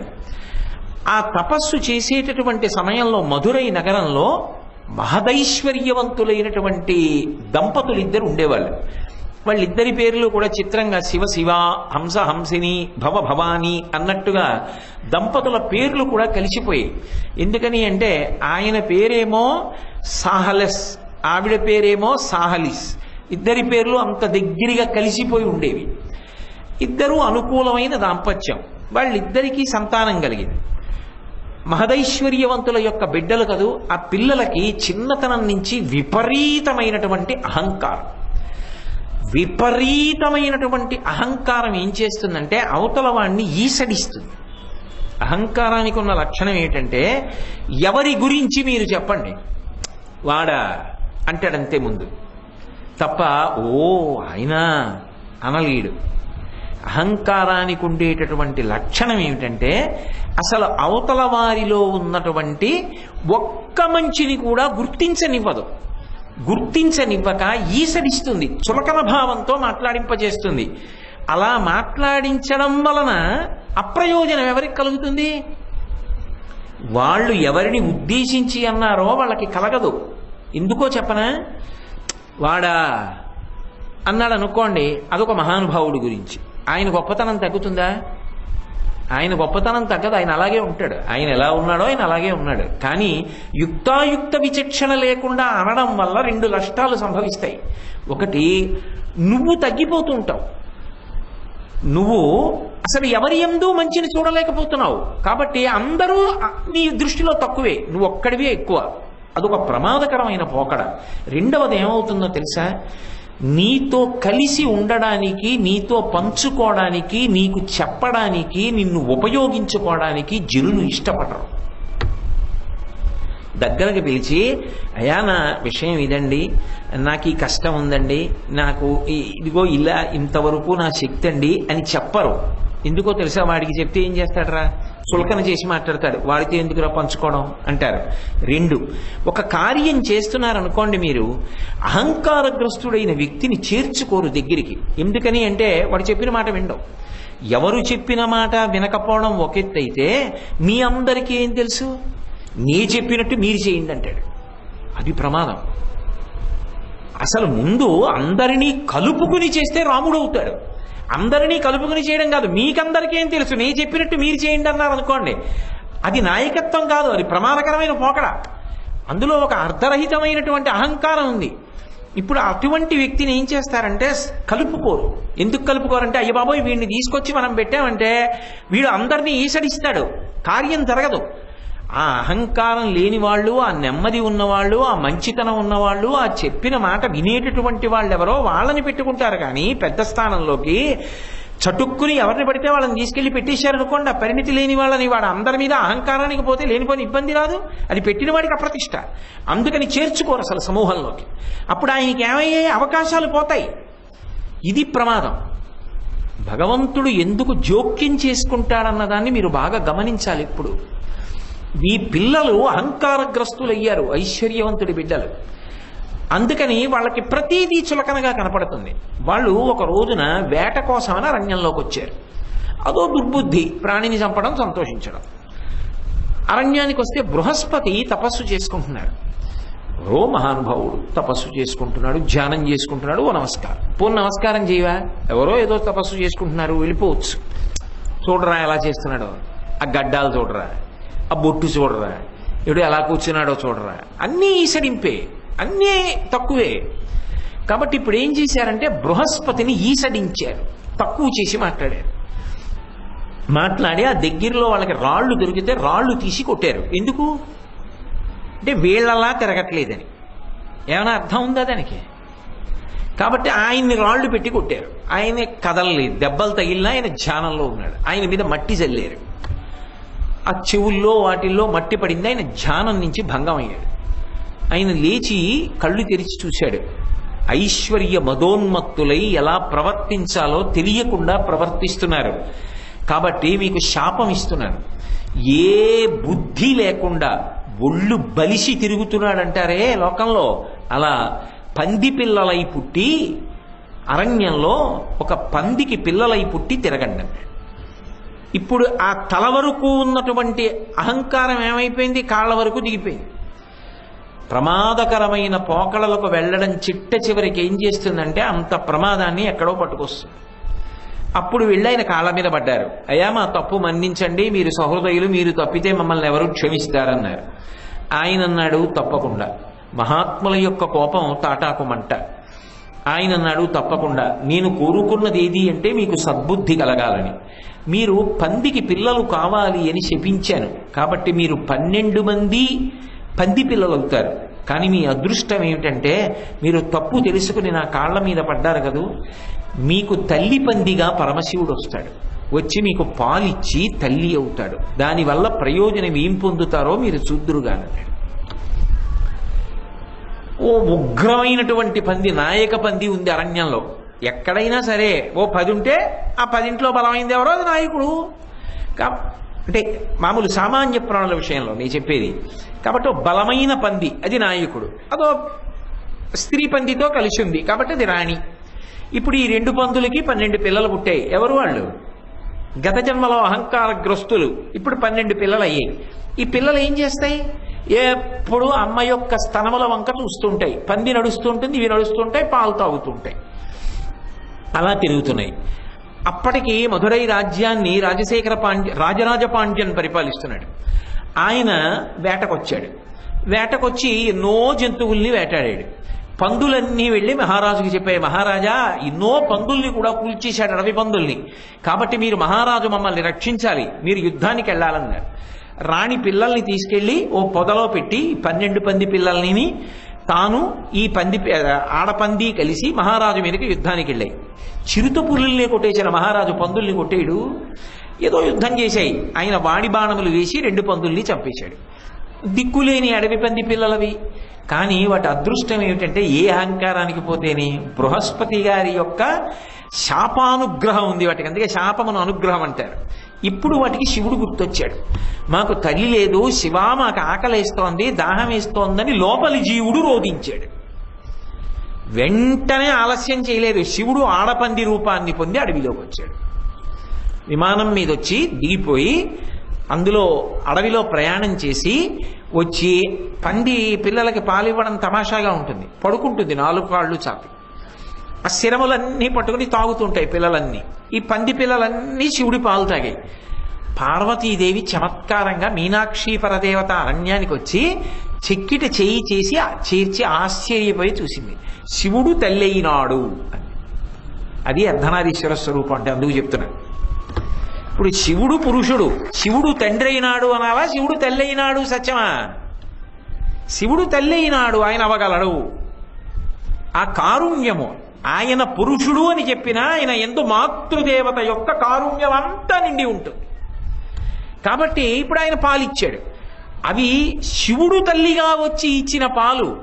వాటికి ఎంత జ్ఞానం వస్తుంది? శివజ్ఞానం అంత జ్ఞానం వచ్చింది. మీరు బొత్తిగా పంది పిల్లలుగా ఉంటే బాగుండంత జ్ఞానం పొంది మీరు మనుష్యులు కండి. కానీ మీరు గత జన్మలో చేసిన దోషం మీకు గుర్తుండాలి, లేకపోతే మళ్ళీ పాడవుతారు. అందుకని ముఖాలు పంది ముఖాలు ఉంటాయి, కింద శరీరం మనుష్య శరీరం ఉంటుంది అన్నాడు. అవి పరమ భక్తితో అరణ్యంలోనే శివధ్యానం చేస్తూ ఉన్నాయి. వాటికి తెలియని శాస్త్రం లేదు, అన్నీ వచ్చేసాయి. అవి అలా ఉండిపోతే ఉపయోగమే ఉంది? శివుడే మళ్ళీ రాజరాజ పాండ్యన్కి కలలో కనబడ్డాడు. మహారాజా, నీకు ఉత్తములైన మంత్రులు కావాలి. 12 పిల్లలు అరణ్యంలో పెరుగుతున్నారు. వాళ్ళకి నేను పాలిచ్చానది ఏం చెప్పలేదు. వాళ్ళు 12 పందితలతో ఉంటారు. చీ అనకుసుమా, వాళ్ళ 12 మందిని పల్లకీలో తీసుకురా, నువ్వేం పరీక్షలు పెట్టక్కర్లా, వాళ్ళకి మంత్రి పదవులు ఇచ్చేయి, నీ రాజ్యము సుభిక్షంగా ఉంటుంది, వాళ్ళు అపారమైన జ్ఞాన సంపన్నులు అన్నాడు. వెంటనే పల్లకి పంపించాడు. 12 మంది వచ్చారు. 12 మందికి పదవులు ఇచ్చాడు. వాళ్ళ తేజస్సు, వాళ్ళ మేధాశక్తి, వాళ్ళ యొక్క శాస్త్ర పరిజ్ఞానం చూసి మధురైలో ఉన్నటువంటి వృద్ధులైనటువంటి మంత్రులు తమ పిల్లల్నిచ్చి పెళ్లిళ్ళు చేశారు. వాళ్ళు ఏ అహంకారం పొందకుండా శివభక్తితో రాజ్యపాలనలో తమ యొక్క మేధా సంపత్తిని అంతటినీ కూడా తోడుగా పెట్టి మహారాజుకి రాజ్యవృద్ధికి కారకులై తమ జీవితాల్ని తరింప చేసుకుని చిట్ట చివర శంకరుని యందు ఐక్యమైపోయారు. ఇప్పుడు నాకు ఈ లీల చదివిన తరువాత ఒక్కటి చెప్పండి, మీనాక్షి పరదేవతయే ఆ లీలలో ఇవన్నీ మధురైలో చేసి చూపిస్తారు. ఇప్పుడు నేను చెప్పిన ఉన్నాయే ఇవన్నీ మధురైలో చేస్తారు, చేసి చూపిస్తారు అయ్యవారి ముందు, అమ్మవారి ముందు. అదో విచిత్రం మధురై క్షేత్రంలో. ఒక్కొక్కసారి ఒక్కొక్క లీల చేసి చూపిస్తుంటారు. 65 లీలలుగా శంకరుడు చేసిన లీలని శంకరుడు ముందు ప్రదర్శిస్తారు మధురైలో. అవి చూడడం కోసం ప్రపంచవ్యాప్తంగా వెడుతుంటారు ఆయా రోజుల్లో. ఇప్పుడు మీనాక్షి అమ్మవారు చెక్కిట చెయ్యి చేర్చి ఒక మాట అంది, ఆయన అమ్మ అయినాడు అంది. ఆయన ఆవిడ పరిపాలన చేస్తున్నప్పుడు ఆమె తండ్రి అయినది అన్నాడు. ఆమె తండ్రిలా కాపాడింది. అందుకే భగవంతుడిని ఉద్దేశించి మాట్లాడితే ఓ మాట అంటాం, నువ్వు నాకు తండ్రివి అని వదిలిపెట్టాం, నీవే తల్లివి తండ్రివి అంటాం. అది నాన్నగారి దగ్గరికి వెడితే మీరు మా నాన్నగారు, ఆవిడ మా అమ్మ, ఆ స్థితి ఎవరికి కలగకుండుగాక. ఒకవేళ తల్లి లోటు వస్తే అది జీవితంలో ఇక లోటే తప్ప పూరింపబడదు. కానీ శివుడు ఉన్నాడు తల్లి తండ్రి కూడా ఉన్నారు, ఆమె ఉన్నది, తల్లి తండ్రి కూడా ఉన్నారు. అంటే అసలు ఆమెయే ఆవిడ, ఆవిడే ఆమెయే తప్ప ఆమె ఆవిడ ఇద్దరు లేరు, ఇద్దరు కలిసే ఉన్నారు. అది అర్ధనారీశ్వర స్వరూపం యొక్క తత్వం. ఇది లోకమునకు తెలియడం కోసమని చెప్పి శంకరుడు తన శరీరంలోనే సగం కనపడేటట్టుగా చేశాడు ఆవిడ్ని. అలా సగం కనపడేటట్టుగా అనుగ్రహించి ఇచ్చినటువంటి రూపం ఏదుందో అది మనకి జ్ఞానం కలగాలని. అంతేగాని అలా ఏదో శరీరంలో సగభాగం ఇచ్చాడు అంటే సగం తీసి చెయ్యాలా? అలా సగం తీసేయడం, ఆవిడ్ని నువ్వు సగం వదిలేయి, నువ్వు పూర్తిగా నీ సగం ఏం బాగుంటుంది అందుకని నువ్వో సగం వదిలేసి నేనో సగం, ఈ రెండు సగాలు కలిసే రూపం అలా అవుదాం, అలా ఉంటుంది ఆ లోకంలో. దాని తత్వాన్ని పట్టుకోవాలి. ఇప్పుడు మీరు తత్వాన్ని పట్టుకున్నారు. అసలు నిజం చెప్పాలంటే అమ్మగా మీరు చూస్తున్నారనుకోండి, అయ్య కనపడ్డా. ఎందుకో తెలుసా? త్వయాహృత్వా వామం అని శంకరాచార్యులు వారు సౌందర్యలహరిలో శ్లోకం చేశారు. అమ్మవారు అయ్యవారు కలిసి కూర్చున్నారనుకోండి, ఆయన స్ఫటిక మణినిభం తెల్లగా ఉంటాడు, అమ్మవారు విపరీతమైన ఎరుపు కాంతితో ఉంటుంది. తెల్లటి కాంతిని ఎర్రటి కాంతి కప్పేస్తుందా? కప్పేదా? కప్పేసింది అనుకోండి, ఏడంటే తెల్లగా శంకరుడు ఉండాలి కదా, ఏడంతా ఎర్రగానే ఉందంటారు. అంటే ఇప్పుడు అమ్మ కాంతిలో అయ్యా మునిగిపోయాడు. ఆ తెలిపి ఎరుపుని ఏం చేస్తుంది? కలిపేసుకుంటుంది. కాబట్టి ఎరుపుని పుచ్చేసుకోగలదు. అప్పుడు శివుడు ఒక్కడిగా కనపడతాడు. అంటే నిజానికి తత్వతః ఇద్దరు కారు, ఒక్కరే. బిడ్డ జన్మానికి కారణం తల్లి తండ్రి కూడా సమానంగా. బిడ్డని మొయ్యడంలో కనడంలో తల్లి యొక్క క్లేశం ఎక్కువ ఉందేమో, కానీ జన్మ కారణానికి మాత్రం ఇద్దరు ఒకటే. శుక్రచోడితములు ఏకమైతే కదా బిడ్డ జన్మించాడు. కానీ తల్లి తల్లే, తండ్రి తండ్రి, ఇద్దరు శరీరాలు వేరుగానే ఉంటారు తప్ప ఎప్పుడూ ఇద్దరి శరీరాలు ఒకటైపోవు. అంటే లౌకికంగా ఏమిటంటే తండ్రి యందు తల్లి ప్రేమ ఉండవచ్చు, తల్లి యందు తండ్రి ప్రేమ ఉండవచ్చు. కానీ తల్లి పూర్ణంగా తండ్రి అయి కాపాడలేదు, తండ్రి పూర్తిగా తల్లి అయి కాపాడలేదు. ఎక్కడో లోకంలో మహానుభావులు కొంతమంది అరుదుగా ఉంటే ఉండవచ్చుగాక, కానీ చిన్నతనంలో తల్లిని పోగొట్టుకున్నవారు ఎవరుంటారో వారు ఆ తల్లి లేని లోటు జీవితాంతం తల్లి లేదని స్మరిస్తూనే ఉంటారు. మంగళంపల్లి బాలమురళీకృష్ణ గారిని కనగానే తల్లిగారు వెళ్ళిపోయారు. ఆయన చెప్పుకుంటూ ఉంటారు ఇప్పటికీ, బహుశా మా అమ్మగారు నన్ను కనడానికే పుట్టారేమో అంటారు. అమ్మలేని లోటు అమ్మలేని లోటే. నాన్నగారు లేకపోతే ఆ రక్షణ లేదు. అమ్మ ఎంత కష్టపడి పెంచి పెద్ద చేసినా తండ్రి ఉండే రక్షణ, తండ్రి ఉంటే ఉండేటటువంటి భయభక్తులు అవి వేరు. లోకంలో తల్లి తండ్రి, తల్లి యందు తండ్రి, తండ్రి యందు తల్లి తత్వతః ఉన్న తల్లి తండ్రి శరీరములు వేరు. కానీ పార్వతీ పరమేశ్వరుల యందు ఆమెయే తండ్రి, ఆమెయే తల్లి, ఆయనే తండ్రి, ఆయనే తల్లి. అసలు తత్వతః ఆయనే ఆమె, ఆమెయే ఆయన తప్ప రెండుగా లేరు. మరి అసలు రెండెందుకు అయ్యారు? నిజానికి అది ఒక ప్రయోజనం కోసం అయ్యారు. శివమహాపురాణంలో దాని రహస్యాన్ని చెప్తారు. బ్రహ్మగారు మొదట్లో మైథున సృష్టి చేయలేదు, మానస సృష్టి చేశాడు. అంటే ఆయన సంకల్పం చేత సృజించాడు కొంతమందిని, ప్రజాపతుల్ని, వాళ్ళని. మీరు యథేచ్ఛగా తామరతంపరగా లోకంలో జనుల్ని పెంచండి అన్నాడు. వాళ్ళు ఏం చేశారంటే ఈ సంసారాలు ఎవడకు కావాలి, ఈ పిల్లల్ని కండం ఎవడకు కావాలని వాళ్ళందరూ తపస్సు చేసుకోవడానికి వెళ్ళి భగవంతుడి యందు ఐక్యం అయిపోయాడు. ఆయన మనసుతో సంకల్పం చేసి సృజించడం, వాళ్ళందరూ ఐక్యం అయిపోవడం. ఎవడు లోకంలో సంతాన వృద్ధి చేయలేదు. భువనములు పెరగాలి ఎలా? అప్పుడు తిన్నగా వెళ్ళి పరమశివుడి కాళ్ళ మీద పడ్డాడు. పడి, శంకర ఈ సృష్టి తామర తంపరగా పెరగాలి, మీరు అనుగ్రహించండి, నేను అలా సృజించలేకపోతున్నాను, నేను చేసిన మానస సృష్టి పెరగట్లేదు అన్నాడు. ఇప్పుడు శంకరుడు అన్నాడు, దీని స్థానంలో నేను మైథున సృష్టిని తీసుకొస్తున్నాను. మైథునము అనేటటువంటి మాట కొరకు రెండుగా మారుస్తున్నాను. అదే మనుష్యుడు, కానీ అదే మనుష్య శరీరాన్ని రెండుగా విభాగం చేస్తాను. ఒకటి స్త్రీ శరీరం, ఒకటి పురుష శరీరం. చిన్న చిన్న మార్పులు ఉంటాయి అంతే. ఇంత చిన్న చిన్న మార్పులున్నవి రెండుగా మారతాయి. ఎందుకంటే పరస్పరము ఆకర్షణ ఉంటుంది. ఈ ఆకర్షణ వలన మైథున క్రియలో ఒక ఆనందం ఉంటుంది. ఆ ఆనందము వలన తేజోవంతమైన సంతానము కలుగుతుంది. అందుకొరకు కాబట్టి నేను ఇలా నిర్ణయం చేశా. స్త్రీ ఎలా ఉండాలి అంటే, నా శరీరంలోనే సగభాగాన్ని స్త్రీగా మారుస్తున్నాను. ఇక పైన స్త్రీలు అన్నవాళ్ళు ఇలా పుడతారని తన శరీరంలో సగాన్ని స్త్రీగా ప్రకటన చేశాడు. పురుషుడు ఇలా ఉంటాడు, శరీరంలో సగభాగాన్ని పురుషుడిగా సృజించాడు, ఇలా సృజించు ఇక పైన. ఇప్పుడు వాళ్ళకి పరస్పరానురాగ అనురక్తులవుతారు. వాళ్ళు ఒకరి పట్ల ఒకరు అనురాగమును పొందుతారు, ఆకర్షణని పొందుతారు. మైథున క్రియ చేత సంతానములు కలుగుతాయి ఇక పైన.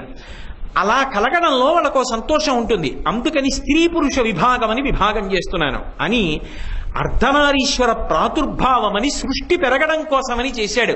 అందులో ఉన్న సగాన్నే స్త్రీగా ప్రకటించాడా, కొత్తగా సగం స్త్రీని తీసుకొచ్చాడా?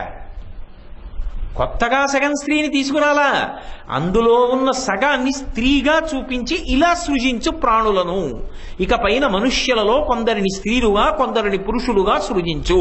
అప్పుడు వాళ్ళందరెవరు శివస్వరూపాలే, అందరూ శివుడే. కాబట్టి ఇప్పుడు ఆ శివుడే ఒకనాడు అమ్మ. గౌరీ అన్నాను అనుకోండి, ఆ గౌరీయే శివుడు. శివ అన్నాను అనుకోండి, ఆయనయే అమ్మ. ఆయన అమ్మ, అమ్మ అయ్య, అయ్యా అమ్మ ఇద్దరూ కలిపి ఒక్కటే అక్కడికి వెళ్ళేటప్పటికి మాత్రం. అందుకే పంచసామ్యములు అంటారు. 5 ఒక్కలా ఉంటాయి, వాళ్ళ పేర్లు ఒకలాగే ఉంటాయి తప్ప మారవు.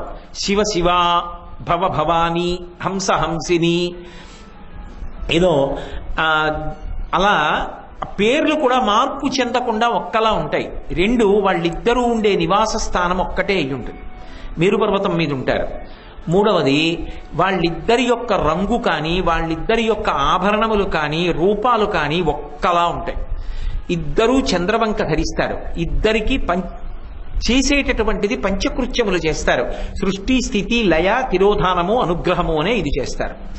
ఈ 5 సామ్యములు అంటారు, ఒక్కలా ఉంటాయి. మీకు జ్ఞాపకం ఉందో లేదో కానీ ఒకానొక మహాశివరాత్రి నాడు మహాకామేశ్వర కామేశ్వరి స్వరూపాల యొక్క మూర్తిని మీకు పూజ కొరకు బహూకరించారు. అందులో అసలు ఆ తల్పం మీద కూర్చున్న కామేశ్వర కామేశ్వరీలలో ఎవరిది ఏ ముఖము, ఎవరిది ఏ చెయ్యి, ఎవరిది ఏ కాలు మీరు చెప్పలేరు. ఇద్దరూ ఒక్కలా ఉంటారు. అప్పుడు ఇద్దరు ఒకటైపోయి ఉంటారు. అది శివవామ భాగ నిలయాం అంటే అమ్మా నువ్వే అయ్యా, అయ్యా నువ్వే అమ్మ. ఇది వాళ్ళ యొక్క తత్వం. దాన్ని కీర్తిస్తున్నారు. అది తెలుసుకున్న నాడు ఇద్దరు లేరు, వాళ్ళు ఒక్కటై ఉన్నారని తెలుసుకో. బాహ్యంలో కూడా తత్వతః తల్లి తండ్రి అన్న పేర్లతో వేరుగా ఉన్న వాళ్ళిద్దరూ మాత్రం తత్వముగా ఒక్కటే, శివుడే. అందుకే ఒకసారి పెళ్ళయిందనుకోండి ఇక ఇద్దరి మధ్యలోకి వెళ్ళరు. కన్యాదానం చేసే వరకే తండ్రి గారు పక్కన బిడ్డని కూర్చోబెట్టుకుంటాడు, బుట్టలో కూర్చోబెట్టి. ఒకసారి కన్యాదానం చేసేసాడనుకోండి ఇక వరుడు వచ్చి ఇటు కూర్చుంటాడు, వరుడికి ఎడం వైపుకి భార్య వెళ్ళిపోతుంది. వామభాగం ఎడమ చేతి పక్కకి ఇచ్చాడు. ఎందుకని అంటే పురుషుడు అమితముగా ఇస్తాడు భార్యకి.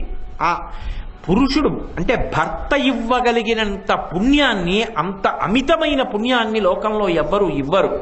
అందుకని పురుషుడు స్త్రీ పట్ల అనుగ్రహప్రదాతగా ఉంటాడు కనుక, నడిపించేవాడై ఉంటాడు కనుక, ఉత్తమమైనటువంటి లోకముల వైపు తీసుకెడతాడు కనుక, ఇద్దరూ కలిసి ప్రస్థానం చేసి ధర్మంలో జీవితాన్ని తరింప చేసుకుంటారు కనుక, ముందు నడిచి మార్గదర్శకుడు అయ్యాడు కనుక ఆయన కుడివైపుకుండి ఎడమ పక్కకి భార్య నుంచుతాడు.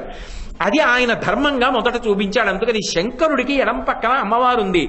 రామచంద్రమూర్తి నరుడుగా వస్తే రాముడు కూడా ఎడమ పక్కనే భార్య ఉంటుంది అని నిరూపించాడు. అందుకే భద్రాచలంలో వామాంక స్థిత జానకీ పరిలసత్కో దండ దండంకరే చక్రం చోద్భకరేణ బాహుయుగళే శంఖం శరం దక్షిణే బిభ్రాణం జలజాతపత్రనయనం భద్రాద్రి మూర్ధ్ని స్థితం కేయూరాది విభూషితం రఘుపతిం సౌమిత్రియుక్తం భజే. కాబట్టి శ్రీ విద్యాం శివవామ భాగ నిలయాం. అందుకు నేనన్నది తత్వ సంబంధమైన కొన్ని గంభీరమైన విషయాల్ని ప్రతిపాదిస్తున్నారు శంకరాచార్యుల వారు అని అన్నాను. హ్రీంకార మంత్రోజ్వలాం. ఇక్కడికి వచ్చేటప్పటికీ ఇంకా గంభీరమైన విషయాన్ని మాట్లాడుతున్నారు. హ్రీం అనబడేటటువంటి బీజాక్షరము ఒక మంత్రం. ఆ హ్రీం అనబడేటటువంటి బీజాక్షరము ఏది ఉన్నదో ఆ ఒక్కటే ఒక మంత్రస్వరూపం.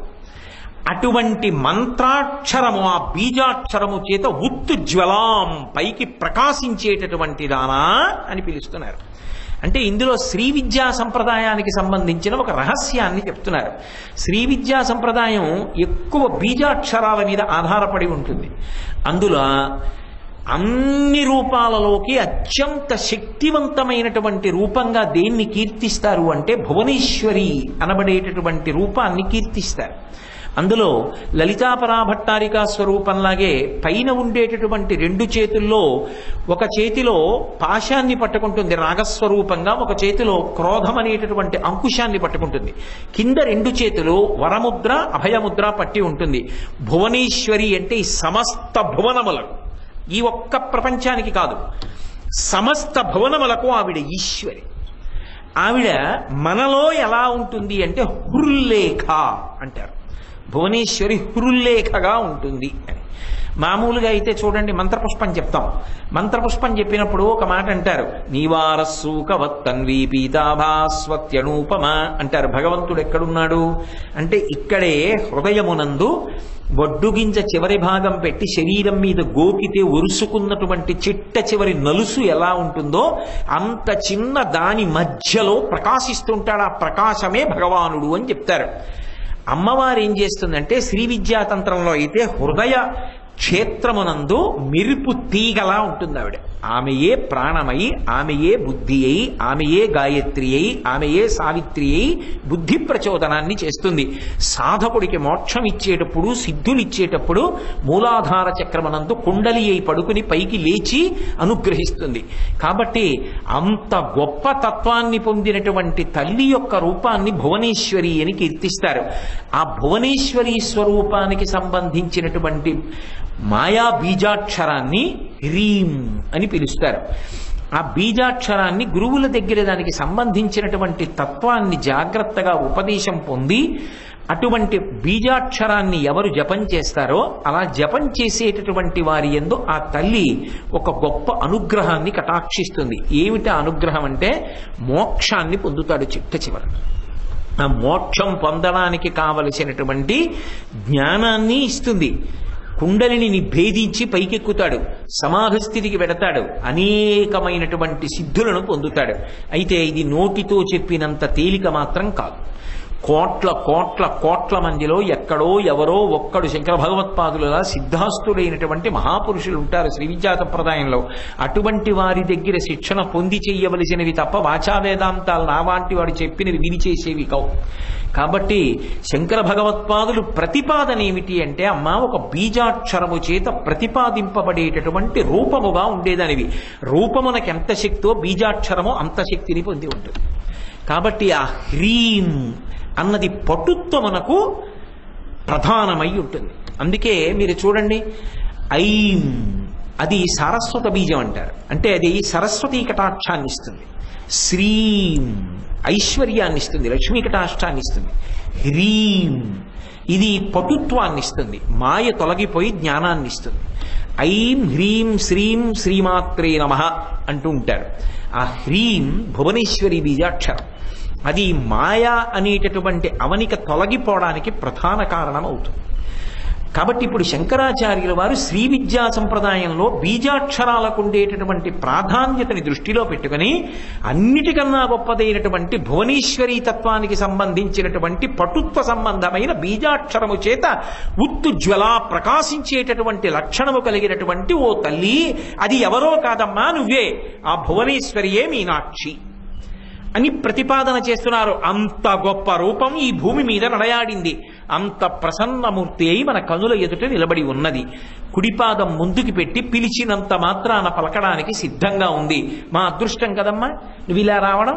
కాబట్టి హ్రీంకార మంత్రోజ్వలాం ఆ తల్లే మళ్ళీ శ్రీచక్రాంకిత బిందు మధ్యవసతిం. నేను మీతో చెప్పే కదా అన్ని వరుసగా గంభీరమైనటువంటి విషయాల్ని ప్రతిపాదన చేస్తున్నారు ఈ శ్లోకంలో శంకర భగవత్పాదులు. ఎందుకని నడిమి అంటారు. ఇప్పుడు ఒక ఏరు ఉందనుకోండి, ఆ ఏటికి నేను యువతల ఒడ్డున నించున్నాను, నేను అవతల ఒడ్డుకి వెళ్ళాలి. నేను యువతల ఒడ్డు మీద నించున్నప్పుడు అసలు కాళ్ళకి నీరు తగలదు. దిగడం మొదలుపెట్టాను, లోతు తెలుస్తోంది, పంచె కొంచెం అలా పైకెత్తి పంచె తడిసిపోకుండా పెడుతున్నా. పిక్కలు దాటింది, మోకాళ్ళు దాటింది, తొడల వరకు వచ్చింది, పంచె పైకి పెట్టుకుని వెడుతున్నాను. తొడల వరకు వచ్చేసింది అంటే ఎక్కడున్నాను నేను? ఏటి మధ్యలో ఉన్నాను. ఇప్పుడు ఏటి మధ్య భాగం దాటాను, దాటి పైకి వెడుతున్నాను. ఇప్పుడు మళ్ళీ ప్రవాహం ఏమవుతుంది? మళ్ళీ కిందకి దిగిపోతుంది, మళ్ళీ అవతల ఒకటి గడిపాను, అలాగే పంచ పట్టుకుని ఒక 2 నిమిషాలు నించుంటే కాళ్ళు ఆరిపోతాయి, పంచ కిందకు వదిలేయచ్చు కదా. అంటే మధ్యలోకి వెళ్ళేటప్పటికి మాత్రం లోతు ఎక్కువగా ఉంటుంది.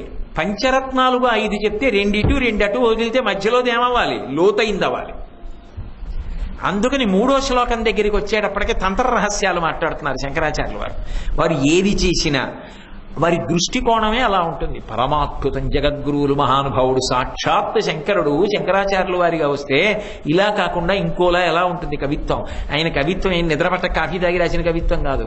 అమ్మవారి తత్వం అంతా అనుభవించిన మహాపురుషులు కనుక మీనాక్షి పరదేవత దర్శనం చేసి చెప్పిన పంచరత్నాలు. కాబట్టి శ్రీచక్రాంకిత బిందు మధ్యవసతిం, ఇదో తమాషా. సాధారణంగా ఉపాసనలో మీరు ఏ పేరుతో భగవంతుణ్ణి పిలుస్తారో ఆ పేరుతో యంత్రాలు ఉంటాయి. ఏదో శ్రీమన్నారాయణ యంత్రము, షడక్షరీ మహాయంత్రము శివ సంబంధంగా అయితే అలా ఉంటాయి. చాలా చోట్ల యంత్రాలు అసలు పైకి ఉండవు. యంత్రం అనేటటువంటి దాన్ని ఏం చేస్తారంటే మూర్తి కింద పెట్టేస్తారు. ఇళ్లలో అయితే మత్స్యయంత్రం అని చెప్పి దాన్ని ఈశాన్యంలోనూ లోపల పెట్టి మూసేస్తూ ఉంటారు. ప్రతి దేవాలయంలో యంత్రం ఉంటుంది. అసలు శక్తి అంతా యంత్రందే. ఆ యంత్రాన్ని ఏం చేస్తారంటే చాలా జపం చేసి ధారపోస్తారు. నిజంగా సంప్రదాయంలో ఉన్నవాళ్ళు చెయ్యగలిగినటువంటి మహోపకారం సమాజానికి ఏమిటి అంటే, ఎక్కడైనా దేవాలయంలో ప్రతిష్ఠ జరుగుతోంది అంటే ఆ దేవాలయంలో ప్రతిష్ఠ చేసేటప్పుడు వేసేటటువంటి యంత్రం ఏది ఉంటుందో ఆ యంత్రం కోసం వాళ్ళు ఉపదేశం పొందిన జపం చేసి ఆ జపాన్ని ఆ యంత్రం మీద ధారపోసేస్తారు. అంటే అది శక్తి పొందుతుంది. ఏదో అక్కడ ఆలయం కడుతున్నారండి అన్నారు అనుకోండి, ఆ ఆలయంలో ఏ యంత్రం వేస్తున్నారు, ఆ యంత్రానికి సంబంధించిన మంత్రం నాకు ఉపదేశం ఉందనుకోండి, నేను రోజు సెలవు పెట్టి పొద్దున్నుంచి అక్కడ కూర్చుని జపం చేసి ధారపోసేస్తాను ఆ యంత్రం దగ్గర. ఇప్పుడు ఆ యంత్రం శక్తి పొందుతుంది. దాన్ని ఏం చేస్తారంటే మూర్తి కింద పెడతారు. దేవాలయంలో మూర్తి కింద పెడతారు. అది ఎలా ఉంటుందంటే బ్యాటరీ అన్నమాట. పైన ఉన్నది లైట్. ఇప్పుడు ఈ బ్యాటరీ తగిలితే లైట్ వెలుగుతుంది. ఇప్పుడు ఈ కింద యంత్రం ఉంది కదా, ఈ యంత్రం వల్ల ఏమవుతుందంటే మూర్తి ప్రకాశిస్తుంది. దానికి ఆకలి దప్పులు వస్తాయి, నైవేద్యాలు పెడతారు, పూజ చేస్తారు. అక్కడికి వెళ్ళి కోరిక చెప్పుకుంటే ఆయన అనుగ్రహిస్తూ ఉంటాడు. ఇప్పుడు మనకి బ్యాటరీ ఎలా అయితే శక్తిని కోల్పోతుందో అలాగే యంత్రం కూడా శక్తిని వదిలిపెడుతుంది. ఎందుకు వదిలిపెట్టేస్తుందో తెలుసా?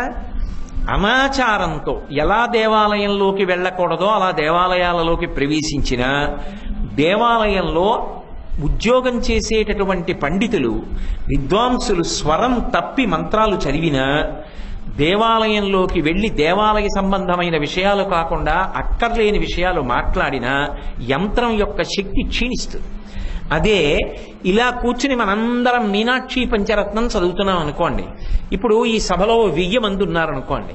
1000 మంది పంచరత్నాలు చదివితే 1000 × 5 5000 పర్యాయాలు మీరు మీనాక్షి అమ్మవారి గురించి ఇవాళ స్తోత్రం చేశారా? ఈ శబ్ద ప్రకంపనలు వెళ్ళి ఆ యంత్రం శక్తి పొందడానికి కారణమవుతాయి. మీరు వింటున్నప్పుడు పొందుతున్నటువంటి సంతోష తరంగములు ఆయన యొక్క అనుగ్రహమునకు ఆ కారణమవుతాయి. యంత్రం శక్తి పొందుతుంది. ఇంకా ఒక్కొక్కసారి ఏం చేస్తారంటే ఆ యంత్రము యొక్క శక్తి క్షీణించిపోతోంది అని అనుమానం వస్తే అప్పుడు మహాకుంభాభిషేకం చేస్తారు. ఏరియల్ ద్వారా ఎలా అయితే తరంగాల్ని పట్టుకుని లోపలికి పంపిస్తుందో టీవీ సెట్లోకి, అలా పైన ఉండేటటువంటి గోపురం మీద ఉంటుంది ఆ సుదర్శనమో చక్రమో లేకపోతే శివ సంబంధంగా త్రిశూలమో ఏదో ఉంటుంది. ఆ కుంభాభిషేక మంత్రజలాల్ని ప్రధాన కలశ తీసుకెళ్లి ఆ నీళ్లు దాని మీద పోస్తే అందులోంచి మళ్ళీ కింద ఉన్నటువంటి చక్రం మళ్ళీ శక్తిని పోతుంది. పవిత్రోత్సవాలు ఇవన్నీ చేస్తుంటారు కదా దేవాలయాల్లో. ఇవన్నీ ఎందుకు అంటే అడుగున ఉన్నటువంటి చక్రం శక్తిని పొందడానికి. దేవాలయాల్లో ఎక్కడైనా చక్రాలు వేస్తారు, కానీ ప్రతి అమ్మవారి దేవాలయంలో అందులో కూడా ప్రధానమైనటువంటి అమ్మవారి మూర్తులు మీనాక్షి దేవాలయం, కాళీ దేవాలయం, దుర్గా దేవాలయం, ఇటువంటి కామాక్షి పరదేవత, ఇటువంటి దేవాలయాలు ఎక్కడున్నాయో అక్కడ వేసేటటువంటి యంత్రానికి మాత్రం ఇంకా వేరే పేరు ఉండదు, శ్రీ అంతే. శ్రీ అంటే మంగళప్రదత్తం, సకల శుభములకు ఆలవాల. శ్రీ మంత్రము, శ్రీ యంత్రము, శ్రీ తంత్రము అంతే. అందుకే చూడండి ఆ తర్వాత ఇంకా శ్రీకారం ఎక్కువ వాడుతున్నారు శంకరాచార్యులు వారు. శ్రీ అన్నది వాడుతూ ఉంటారు. ఆ శ్రీ అన్నది ఎక్కడ వాడినా అమ్మవారి గురించి చెప్తున్నారు అని గుర్తు. అందుకే ఆ యంత్రానికి ఇంకా వేరే పేరు ఉండదు, శ్రీయంత్రం అంటారు, శ్రీచక్రం అంటారు. ఆ శ్రీచక్రం గీసేటప్పుడు చాలా చాలా చాలా జాగ్రత్తగా ఆ మంత్రశాస్త్రం తెలిసిన వాళ్ళు మాత్రమే గీయాలి, తప్ప ఎవరు పడితే వాళ్ళు గీయలేరు దాన్ని. ఎందుకంటే అది గీసేటప్పుడు కానీ యంత్రానికి పూజ చేసేటప్పుడు కానీ ఆ యంత్రానికి సంబంధించిన ఉపచారాలు తెలియకుండా ఆ త్రికోణం ఉంటుంది మధ్యలో, ఆ త్రికోణం మధ్యలో బిందు ఉంటుంది, ఆ త్రికోణం మన వైపుకి ఉండేటట్టుగా యంత్రాన్ని పెట్టి పూజ చేయాలి. అందుకే మూర్తి పూజ కన్నా యంత్ర పూజ చాలా కష్టం. ఎందుకో తెలుసా? నేను ఒక మూర్తిని తీసుకొచ్చి అక్కడ పెట్టి పూజ చేస్తున్నాను అనుకోండి, చాలా తేలిక, ఆవిడకో నమస్కారం పెడుతున్నాను. శ్రీచక్రం ఉందనుకోండి, అక్కడికి వెళ్ళేటప్పటికో విశేషం ఉంటుంది. శ్రీనాథధృతపాలిత త్రిభువనాం శ్రీచక్ర సంచారిణీం గానాసక్త మనోజ్ఞ యవ్వనల సద్గంధర్వ కన్యావృతాం దీనానామతివేల భాగ్యజననీం దివ్యాంబరాలంకృతాం శ్రీశైల స్థలవాసినీం భగవతీం శ్రీమాతరంభామయే అంటారు. అక్కడ అమ్మవారు ఒక్కతి కాదు, కోట్ల కోట్ల పరివారం ఉంటారు. అది పరివారం ఉంటారు, అదే అమ్మవారి స్వరూపం, అదే అమ్మవారి నివాసం, అదే అమ్మవారు. ఇప్పుడు నవావరణార్చన అంటారు. ముత్తుస్వామి దీక్షితారు వారు నవావరణార్చన చేశారు, నవావరణార్చన కీర్తనలు చెప్పారు అంటారు. శ్రీచక్రం నవావరణార్చన చేస్తున్నారండి అంటారు. అది పైన 3 సున్నలు ఉంటాయి, లోపల 1 సున్న ఉంటుంది, మళ్ళీ దానికి ఆ దళాలు ఉంటాయి, ఆ మధ్యలో త్రిభుజాలు ఉంటాయి. ఆ త్రిభుజాలు ఒకదాన్నొకటి ఖండించుకుంటూ ఏర్పడతాయి. ఏర్పడినప్పుడు 44 త్రిభుజములు ఏర్పడతాయి. మధ్యలో ఉండేటటువంటి త్రిభుజం మధ్యలో బిందు ఉంటుంది. ఈ చుట్టూ ఉన్నవి ఆవరణలు అంటారు. ఆవరణలు అంటే ప్రతి ఆవరణకి ఒక అధిష్టాన దేవత ఉంటుంది, ఆవిడికి పరివారం ఉంటుంది. ఆ ఆవరణకుండే దేవత, ఆ దేవతకుండేటటువంటి పరివారం, ఆవిడకుండేటటువంటి మంత్రం, ఆవిడకుండేటటువంటి అంగన్యాసం, కరన్యాసం, ఇవి తెలిసి పూజ చేయాలి. అదే మీరు మూర్తిని పూజ చేస్తున్నారనుకోండి, మీరు ఒక ప్రార్థనా శ్లోకం చెప్పి ఏమీ లేదు, మీకు తెలియదు. శ్రీ వ్యాసుడు అందుకే శ్రీయ ప్రయోగించి మొదలుపెట్టాడు. శ్రీమాత చాలు, శ్రీమాత్రే నమః సరిపోయిందంటే తేలిక పద్ధతి, పరమ తేలిక, ఇబ్బంది లేని స్థితి. అదే శ్రీ చక్రం దగ్గరికి వచ్చారనుకోండి, చుట్టూ కోట్ల మంది దేవతలు పరివేష్టించి ఉంటారండి. ఇంతమంది దేవతల్ని దాటుతూ వెళ్ళాలి. ఇంద్రుడు కూడా వెళ్ళలేక ఎక్కడో ఉంటాడు. ఇంతమందిని దాటుతూ వెళ్ళారనుకోండి, వెడితే ఆవిడ మధ్యలో ఆ బిందుస్థానంగా ఉంటుంది, మధ్యలో ఉన్న త్రికోణంలో బిందుస్థానంగా ఉంటుంది. అక్కడ ఆరాధింపబడుతూ ఉంటుంది ఆవిడ. ఆ బిందువుని అర్చన చేస్తే అమ్మవారిని అర్చన చేసినట్టు. అది అందుకే లోకంలో ఒక మాట చెప్తారు. మామూలుగా మనం నివాసం చెప్పినప్పుడు కైలాసంలో ఉన్నారు పార్వతీ పరమేశ్వరులు అంటాం. రెండవది మళ్ళీ శ్రీనగరం అంటాం కదా, శ్రీమన్నగర నాయక అంటాం కదా, శ్రీమన్నగరానికి ఆవిడ నాయిక అంటాం. మేరు పర్వతం మీద ఆ పైన ఒక శిఖరం మీద శ్రీనగరంలో ఉంటుంది ఆవిడ, ఆ చింతామణి గృహంలో ఉంటుంది అని. కాబట్టి అక్కడ ఒక నివాసంగా చెప్తారు. మూడవది సాక్షాత్తు శ్రీచక్రమే. ఆ శ్రీచక్రం చుట్టూ అనేక మంది కన్యలు నిలబడి పాటలు పాడుతూ వాద్యాలు మ్రోగిస్తూ ఆవిడ్ని సంతోష పెడుతూ ఉంటారు. దాన్ని పూజ చేయడం బాగా శాస్త్రం తెలిసి ఉండి గురుముఖత తెలుసుకుని చేయవలసి ఉంటుంది. అంతే ఫలితం, తేలిక మార్గం. మీనాక్షి అమ్మవారి మూర్తి ఒకటి పెట్టుకుని అమ్మా అన్న అదే శ్రీచక్రం. ఎవరి స్థాయిని బట్టి వారు ఉపాసన చేస్తారంతే. అమ్మా అని పిలవగలిగిన పిల్లవాడికి ఆవిడ అమ్మే. అమ్మా అంటని రాలేదు, అమ్మ అమ్మ అంటున్నాడు, అయినా ఎంతో ప్రేమగా పలుకుతుంది. నీ శక్తిని బట్టి నువ్వు ఆరాధన చేస్తే చాలు, అక్కర్లేని దానికి గెంతకుండా ఉంటే చాలు. కాబట్టి ఇది శంకర భగవత్పాదులు ప్రతిపాదన చేస్తున్నారు. అమ్మా లోకంలో ఎక్కడైనా ఆయా దేవతల పేర్ల మీద యంత్రాలు ఉంటాయి, నీ దగ్గరికి వచ్చేటప్పటికి మాత్రం శ్రీకారమే నీ యంత్రం అంతే. శ్రీయంత్రం, శ్రీచక్రం, శ్రీనగరం, శ్రీని స్వరూపం, శ్రీమంత్రం, శ్రీతంత్రం, శ్రీచక్రం, శ్రీయంత్రం అన్నీ అంతే. శ్రీ విద్య. కాబట్టి శ్రీచక్రాంకిత బిందు మధ్యవసతిం శ్రీమత్ సభానాయకీం. ఆవిడెవరు అంటే ఆవిడే శ్రీమత్ అంటే ఐశ్వర్యవంతమైనటువంటి సభకంతటికి కూడా ఆమె నాయకురాలు, ఆమె పరిపాలకురాలు. ఆమె వస్తోందనుకోండి, ఆ శ్రీయంత్రంలో శ్రీచక్రంలో ఉండేటటువంటి దేవతలు సమస్తమైనటువంటి దేవతలు పరిపాలకులుగా ఆమె ఆజ్ఞ కొరకు ఎదురు చూస్తూ ఇలా నిలబడి ఉంటారు చేతులు కట్టుకుని. వస్తుంది అమ్మగారు అని. అమ్మగారు వస్తారు. వస్తుంటే అలాగే నిలబడతారా, ఇలా అంటారా? అందరూ భయం. ఆవిడ నడిచి వస్తోందనుకోండి, ఆవిడ పట్టు చీరలోంచి ఇలా కుడిపాదం బయట పెట్టి లోపల నుంచి బయటికి రాగానే మొట్టమొదట సృష్టికర్త అయినటువంటి బ్రహ్మగారు నేల మీద పడి నమస్కారం చేస్తారు. ఇప్పుడు ఆవిడ నడిచి వెడుతుంటే సౌందర్యలహరిలో శంకరాచార్యులు వారు చెప్తారు, చెలికెత్తెలు అమ్మా ఇది బ్రహ్మ కిరీటం, ఇది విష్ణు కిరీటం, ఇది రుద్ర కిరీటం, ఇది ఇంద్ర కిరీటం, ఇది వరుణ కిరీటం. అమ్మా ఇందులో ఈ మణులు ఉన్నాయి, నీ పాదానికి ఒరుసుకుంటాయేమో, జాగ్రత్త సుమా అని చెప్తుంటే ఆవిడ టీవీగా నడుస్తుంటే ఈ కిరీటములలో ఉండేటటువంటి మణుల కాంతులు పాదముల మీద పడి స్ఫుట మకుట నీరాజిత పదాం, వాళ్ళ కిరీటములలోని మణుల కాంతుల చేత హారతులు ఇవ్వబడుతూ ఉంటుంది.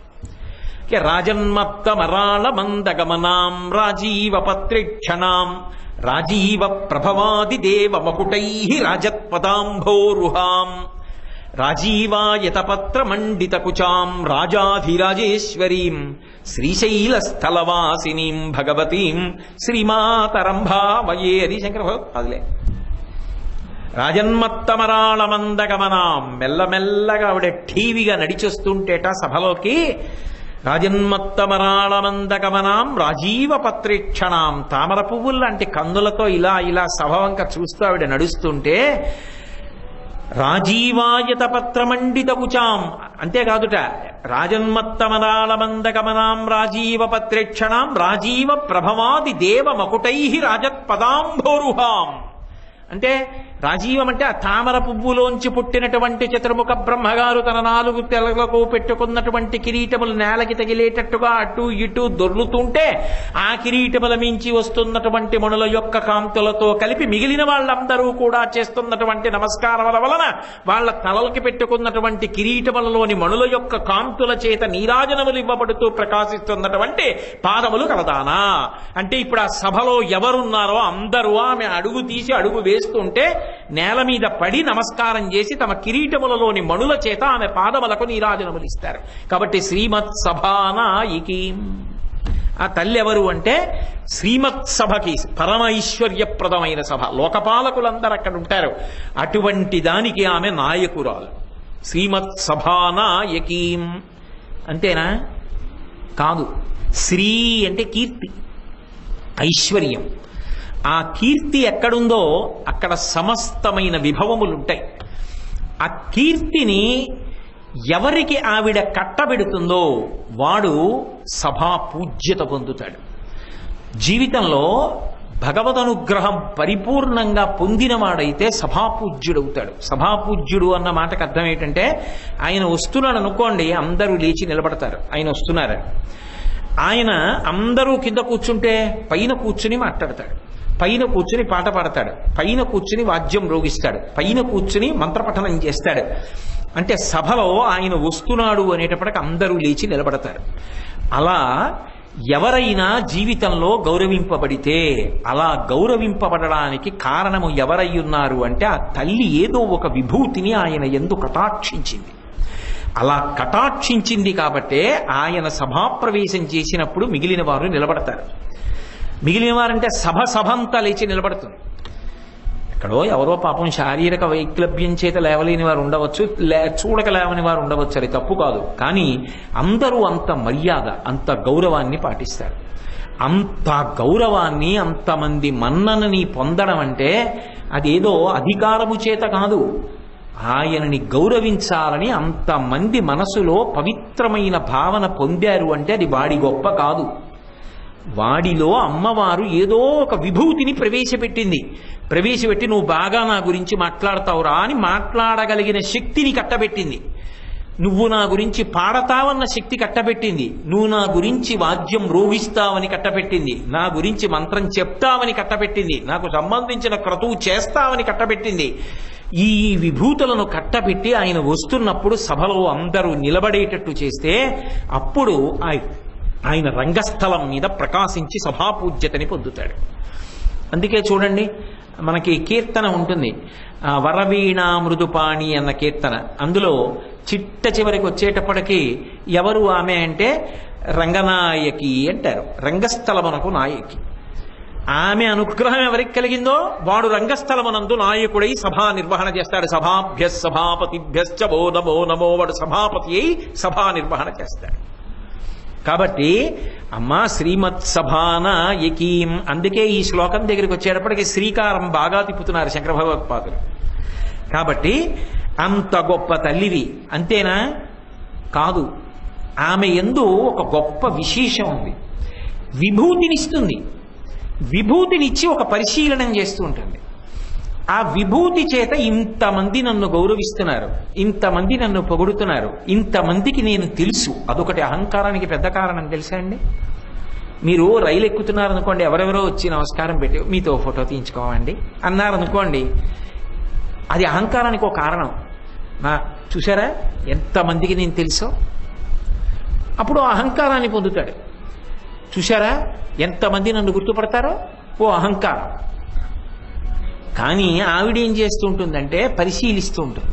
హృల్లేఖ కదా, ఇక్కడే కదా ఉంటుంది. అందుకే ముందే చెప్పారు, భువనేశ్వరి బీజాక్షరం చెప్పారు, హ్రీంకారమంత్రోజ్వలాం. ఈ పటుత్వం అంతా ఎక్కడిది? ఆవిడిది. ఆ పటుత్వం నాది అన్నాడు అనుకోండి, నాది అనగానే ఏమవుతుందో తెలుసా? ఆవిడ మించి దృష్టి ఇంకొక దాని మీదకి పోతుంది. అలా పోగానే ఆవిడ ఏం చేస్తుందంటే నీ స్థానం ఏమిటో నీకు చూపించి దిద్దుతుంది. పాడు చేసేది దిద్దుతుంది, దిద్ది ఒళ్ళు దగ్గర పెట్టుకునేటట్టు చేస్తుంది. ఇది మధురైలో చేసింది. అందుకే శంకరాచార్యుల వారు ఇందులో మాట్లాడుతున్న ప్రతి మాట వెనక మధురైలో జరిగినటువంటి అద్భుతాలు ఉన్నాయి. ఒకానొకప్పుడు మహానుభావుడు, మహాభక్తి తత్పరుడైనటువంటి గాయకుడు ఒక ఆయన ఉంటుండేవాడు మధురైలో. నిన్ననే మీతో నేను మనవి చేసి ఉన్నాను ఆయన గురించి. పానవట్టరాన్ అని చెప్పి ఆయన ఒకానొకప్పుడు యమైనాథన్ అనబడేటటువంటి వ్యక్తి అహంకారంతో వచ్చి పాట పాడుతుంటే, ఆయన పరమభక్తితో వచ్చి పాట పాడడానికి వస్తే శివుడే కట్టెల మోపు పట్టుకుని వెళ్ళి పాట పాడితే ఆయన భయపడిపోయి ఇంకా అసలు కచేరీకే రావడం మానేశాడు. ఆయన భక్తి ఆయన్ని కాపాడింది అని చెప్పాను. ఆయన ఎంత భక్తి తత్పరుడంటే ఆయనకి ఒళ్ళుపై తెలిసేది కాదు. శంకరుడి దగ్గరికి వెళ్ళి నిలబడి ఆ శివలింగం వంక చూసేటప్పటికీ, నేను మధురైలో శివాలయంలోకి ఎడుతున్నాను, మీనాక్షి అమ్మవారి దగ్గరికి ఎడుతున్నాను అనేటప్పటికే ఓ పొంగు లోపల. ఎంత సంతోషం! పిల్లలు చూడండి, సర్కస్కి తీసుకెడతానంటే ఇంకా ఒరే స్నానం చేయండి సర్కస్ కడదాం అంటే స్నానం చేయడం దగ్గర నుంచే సంతోషం వాళ్ళకి. నాన్నగారండి సర్కస్లో పుల్లు ఉంటుందా, అది ఉంటుందా, ఇది ఉంటుందా అని ఒళ్ళు తుడుస్తుంటే, వాడికి నీళ్లు పోసేస్తుంటే వాడు తక్కువ ఏడ్చి గబగబా తుడిపి అమ్మ బట్టలేసేయి అని ముందే వెళ్ళిపోయి వీధిలో వచ్చి నాన్నగారండి రండి అంటాడు. ఏదో వాడికి తెలిసినట్టు ఆ కాలం విలువ. అలా వెడుతున్నాను గుళ్ళో కంటే పొంగిపోయి పాట పాడుతుండేవాడు. ఒకప్పుడు ఆయన గొప్పతనం ఏమిటో చూపించాలనుకో, అది భగవంతుని యొక్క లక్షణం. ఒక్కొక్కసారి ఏం చేస్తాడంటే అదో చమత్కారం. నా భక్తుడి వైభవం ఏమిటో మీకేం తెలిసిన బూడిద, మీకు చూపిస్తాను చూడు, మీరు ఏం చేయండి వాడు అలాగే ఉంటాడు, భక్తితో చూపించాలనుకుంటాడు. బ్రహ్మాండమైన వర్షం కురిపించాడు, ఉరుములు పిడుగులు మెరుపులు, ఆయనకేం స్పర్శ లేదు. సంతోషంగా పాట పాడుకుంటూ వెళ్ళిపోతున్నాడు గుడిలోకి. ఆ వెళ్ళిపోవడంలో ఏమైపోయిందంటే అంత కుండపోత వర్షం పడిపోయిందేమో, విపరీతమైనటువంటి నీరు వచ్చేసి బురద వచ్చేసి అందులో తొడల వరకు మునిగిపోయాడు. బలవంతంగా కాలు పీక్కుంటున్నాడు, పాట పాడుతున్నాడు తప్ప అయ్యో నేను ఇంత బురదలో ఇరుక్కుపోయాను, అందరూ ఇళ్లల్లోకి వెళ్ళిపోయారు, ఇంత వర్షం పడుతోంది, ఆయనకి స్పృహలో లేదు. ఆయనకి లోపల మీనాక్షి సోమసుందరుడు ఇద్దరూ కనపడుతున్నారు, పరవశించి పాడుకుంటున్నాడు. పరమేశ్వరుడు చూశాడు, అయ్యయ్యయ్యయ్యో ఎంత కష్టపడిపోతున్నాడు రా నా గురించి పాడుకోవడంలో ఆ సమాధి స్థితిలోని. ఒక బంగారు వేదిక ఒకటి నిర్మాణం చేసి తీసుకెళ్లి ఆ బురదలో అక్కడ వేసి దాని మీదకి ఎక్కించి దాని మీద నిలబడి పాడరా అని ఆ బంగారు వేదిక మీద పాట పాడించాడు. తన భక్తుణ్ణి తాను కాపాడుకుంటాడు. ఒకప్పుడు ఆయనకి ఏది ఇచ్చినా వెంటనే ఎవరికో ఇచ్చేసేవాడు తప్ప ఇది నేను దాచుకుందామన్న అలవాటు ఆయనకి లేదు. కాబట్టి నేను వ్యక్తిగతంగా పేదవాడిని అయిపోతున్నానా అన్న బాధ ఆయనకేం లేదు. పాపం పాండ్యరాజు చాలా బహుమతులు ఇస్తుండేవాడు. చిట్ట చివరికి శంకరుడు చూసి ఏం చేశాడంటే ఆయన కోసం దొంగతనం చేయడం మొదలుపెట్టాడు. నమచ్చోరాయచ, ప్రభువుకి తెలియకుండా ప్రభువు యొక్క కోశాగారంలోకి వెళ్ళి డబ్బు తెచ్చి ఈయనకి ఇస్తుండేవాడు. ఎందుకని? తన భక్తుడి కోసం తానే దొంగతనం చేయడం మొదలుపెట్టాడు శంకరుడు. ఎంత ఇచ్చినా ఉంచుకోడే, తను తింటాడు 10 మందికి పెట్టేస్తాడు. ఎలా? అందుకని చూసి చూసి ఏం చేశాడంటే, ఇంకా నా వల్ల కాదు, ఎన్నాళ్ళు ఇలా దొంగతనం చేస్తాను తెలిసిపోతుంది, ఎప్పుడప్పుడు కోశాగారంలో పాపం ఏ అమాయకుండా పట్టుకుంటారు, ఎందుకు వచ్చిన గొడవని ఓ ఉత్తరం రాసి ఇచ్చాడు.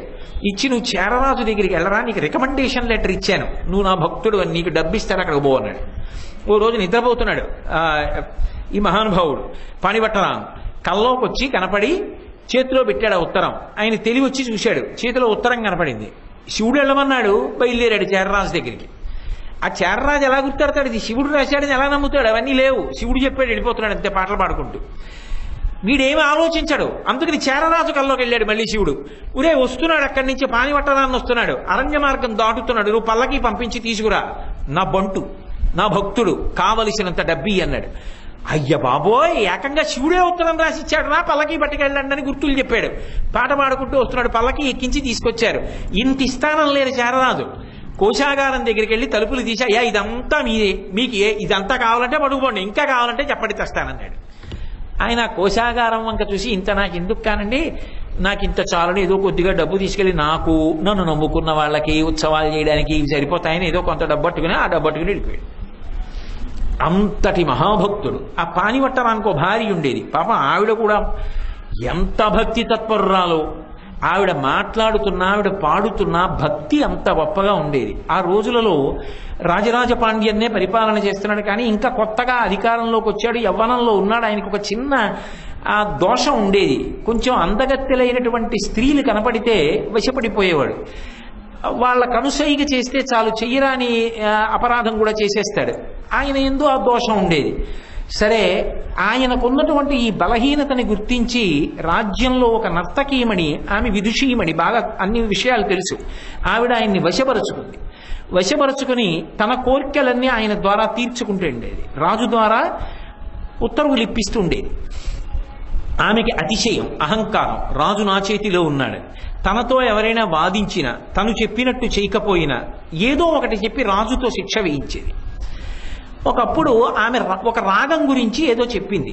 చెప్తే పాణిభట్టరాన్ భార్య, కాదమ్మా ఆ రాగానికి సంబంధించిన విషయం అది కాదు తల్లి, ఇలా ఉంటుంది అని చెప్పింది. పాపం ఆవిడేమీ విభేదించడంలో తీవ్రంగా మాట్లాడలేదు, వ్యగ్రతతో మాట్లాడలేదు, కానీ ఆవిడ మీద కక్ష పెట్టుకుని ఎలాగైనా అవమానింప చెయ్యాలి అనుకుంది. అనుకుని జాఫ్నా నుంచి ఒక గొప్ప సుందరీమణి, నర్తకీమణిని పిలిపించింది. ఆమె పాట కూడా పాడుతుంది. ఈమె చాలా బాగా పాడుతుంది, కానీ ఈమె పాడుతున్నప్పుడు మన రాజ్యం నుంచి కూడా ఒకళ్ళు పోటీగా పాడితే బాగుంటుంది. పాణిభట్టరాన్ భార్యని పిలిపించి పాడించండి అది. ఎందుకని? రాజు బలహీనత ఆవిడికి తెలుసు. ఆమెకి ముందే చెప్పింది, నువ్వేం చెయ్యక్కర్లా, పాట పాడుతూ పాడుతూ మధ్య మధ్యలో క్రీగంట మా రాజుని ప్రీతితో చూసి ఓ దొంగ నవ్వు నవ్వుతుంటే చాలు, నీకే బహుమానం. ఆ జాఫ్నా నుంచి వచ్చినటువంటి సుందరి నమ్మింది. పాపం పాణిభట్టరాన్ భార్యని పిలిచారు. నాకెందుకు ఇలాంటి పోటీలు అవి నాకు ఇష్టం ఉండవు, నేనేదో భగవంతుడి మీద దేవాలయానికి వెళ్ళి పాడుకుంటాను, నాకు వద్దంది ఆవిడ. కాదు, రాజశాసనం పాడమన్నారు. ఏమిటి? ఓడిపోయిన వాళ్ళు ఎవరుంటారో వాళ్ళు గెలిచిన వాళ్ళని మెడ మీద ఎక్కించుకుని భుజాల మీద మొయ్యాలి, అది నియమం. నిజానికి జాఫ్నా నుంచి వచ్చిన ఆవిడ పాట పాడుతూ క్రీగంట రాజుని చూసి నవ్వుతుంటే రాజు వశపడిపోయి మురిసిపోయాడు. పాణిభట్టరాన్ భార్య పరమశుద్ధంగా అపారమైన భక్తితో పాట పాడింది. కానీ రాజు తన సహజమైనటువంటి చాపల్యం చేత జాఫ్నా నుంచి వచ్చిన సుందరే బాగా పాడింది అని తీర్పు చెప్పాడు. కానీ ఎవరి యందు విద్య చేత అహంకారం కలిగిందో, ఎవరు విద్య చేత సమాజాన్ని భ్రష్టు పట్టిస్తున్నారో, ఎక్కడ రాజు అలా పాడైపోతున్నాడో, ఎక్కడ సభా గౌరవం నాశనం అవుతోందో అక్కడ అమ్మవారు జోక్యం చేసుకోవద్దు. అందుకని అమ్మవారు అకస్మాత్తుగా ఒక మాట పలికించింది. ఇవాళ పోటీ పూర్తయిపోలేదు, రేపు కూడా ఉంది. వెంటనే భావప్రచోదనం, కదలిక ఆవిడిది కదూ, అకస్మాత్తుగా రాజు నోటి వెంట ఒక మాట వచ్చింది. రేపు సభ ఇక్కడ కాదు, శివాలయంలో నాట్య మందిరంలో అక్కడ పాట పాడతారన్నారు. సరే, మర్నాడు శివాలయంలో గానమందిరంలో పోటీ పెట్టారు. ఆ వచ్చిన జాఫ్నా సుందరి పాట పాడింది. ఈవిడ పరమభక్తితో పాడింది. ముందు రోజు వెళ్ళి ఏడిచింది మీనాక్షి దగ్గర, శివుడి దగ్గర. అమ్మా, నాకు బహుమానం రాలేదని బాధపట్టలేదు, నేను జాఫ్నా సుందరిని మొయ్యవలసి వస్తుందని బాధపట్టలేదు, కానీ నిష్పక్షపాతమైన తీర్పు జరగలేదు, సభా గౌరవం పోయింది. సభలో ఎవరు గౌరవింపబడాలో వాళ్ళు గౌరవింపబడినప్పుడు ఆ సభలో తీర్పునిచ్చినటువంటి రాజుకి అమర్యాద వస్తుంది. ఈ రాజ్యం ఎంతో కాలంగా మీది. ఇటువంటి రాజ్యంలో ఇవాళ ఇలాంటి పరిస్థితులు జరిగితే అమ్మా గౌరవం ఎక్కడ నిలబడుతుంది, కాబట్టి నన్ను కాపాడమ్మా అని నమస్కారం చేసి వెళ్ళింది. మరునాడు మళ్ళీ ఆ పాట పాడుతున్నప్పుడు పరదేవత యొక్క ప్రచోదనం, ఆ శివుని యొక్క అనుగ్రహం, ఆయన యొక్క ఆ ఆలోచన రాజులో ప్రవేశించి ఆ జాఫ్నా సుందరి పాట పాడి తర్వాత ఈ పాణివట్టరాన్ భార్య పాట పాడేటప్పటికీ ఎక్కడో అలౌకికమైనటువంటి భక్తిలో మునిగిపోయాడు రాజు. ఆ అయిపోగానే తనని వశం చేసుకున్నటువంటి స్త్రీ వంక చూడకుండా అకస్మాత్తుగా ఆయనకు ఒక ఆలోచన వచ్చింది. నేను ప్రభువుని, ఇది దేవాలయం, ఈ రాజ్యాన్ని నిర్మించింది ఇచ్చింది మీనాక్షి సోమసుందరులు, నేను ఇటువంటి తీర్పునిచ్చి సభామర్యాద పాడు చేయకూడదు అని వెంటనే లేచి పాణివట్టరాన్ భార్య గెలిచింది అని ప్రకటించాడు. అది అలా గెలిచిందని చెప్పి జాఫ్నా సుందరిని ఆవిడ్ని మొయ్యమని దేవాలయం చుట్టూ తిప్పమన్నాడు. ఆవిడ మోయబడినందుకు సంతోషించలేదు, సభా గౌరవం నిలబడినందుకు సంతోషించింది.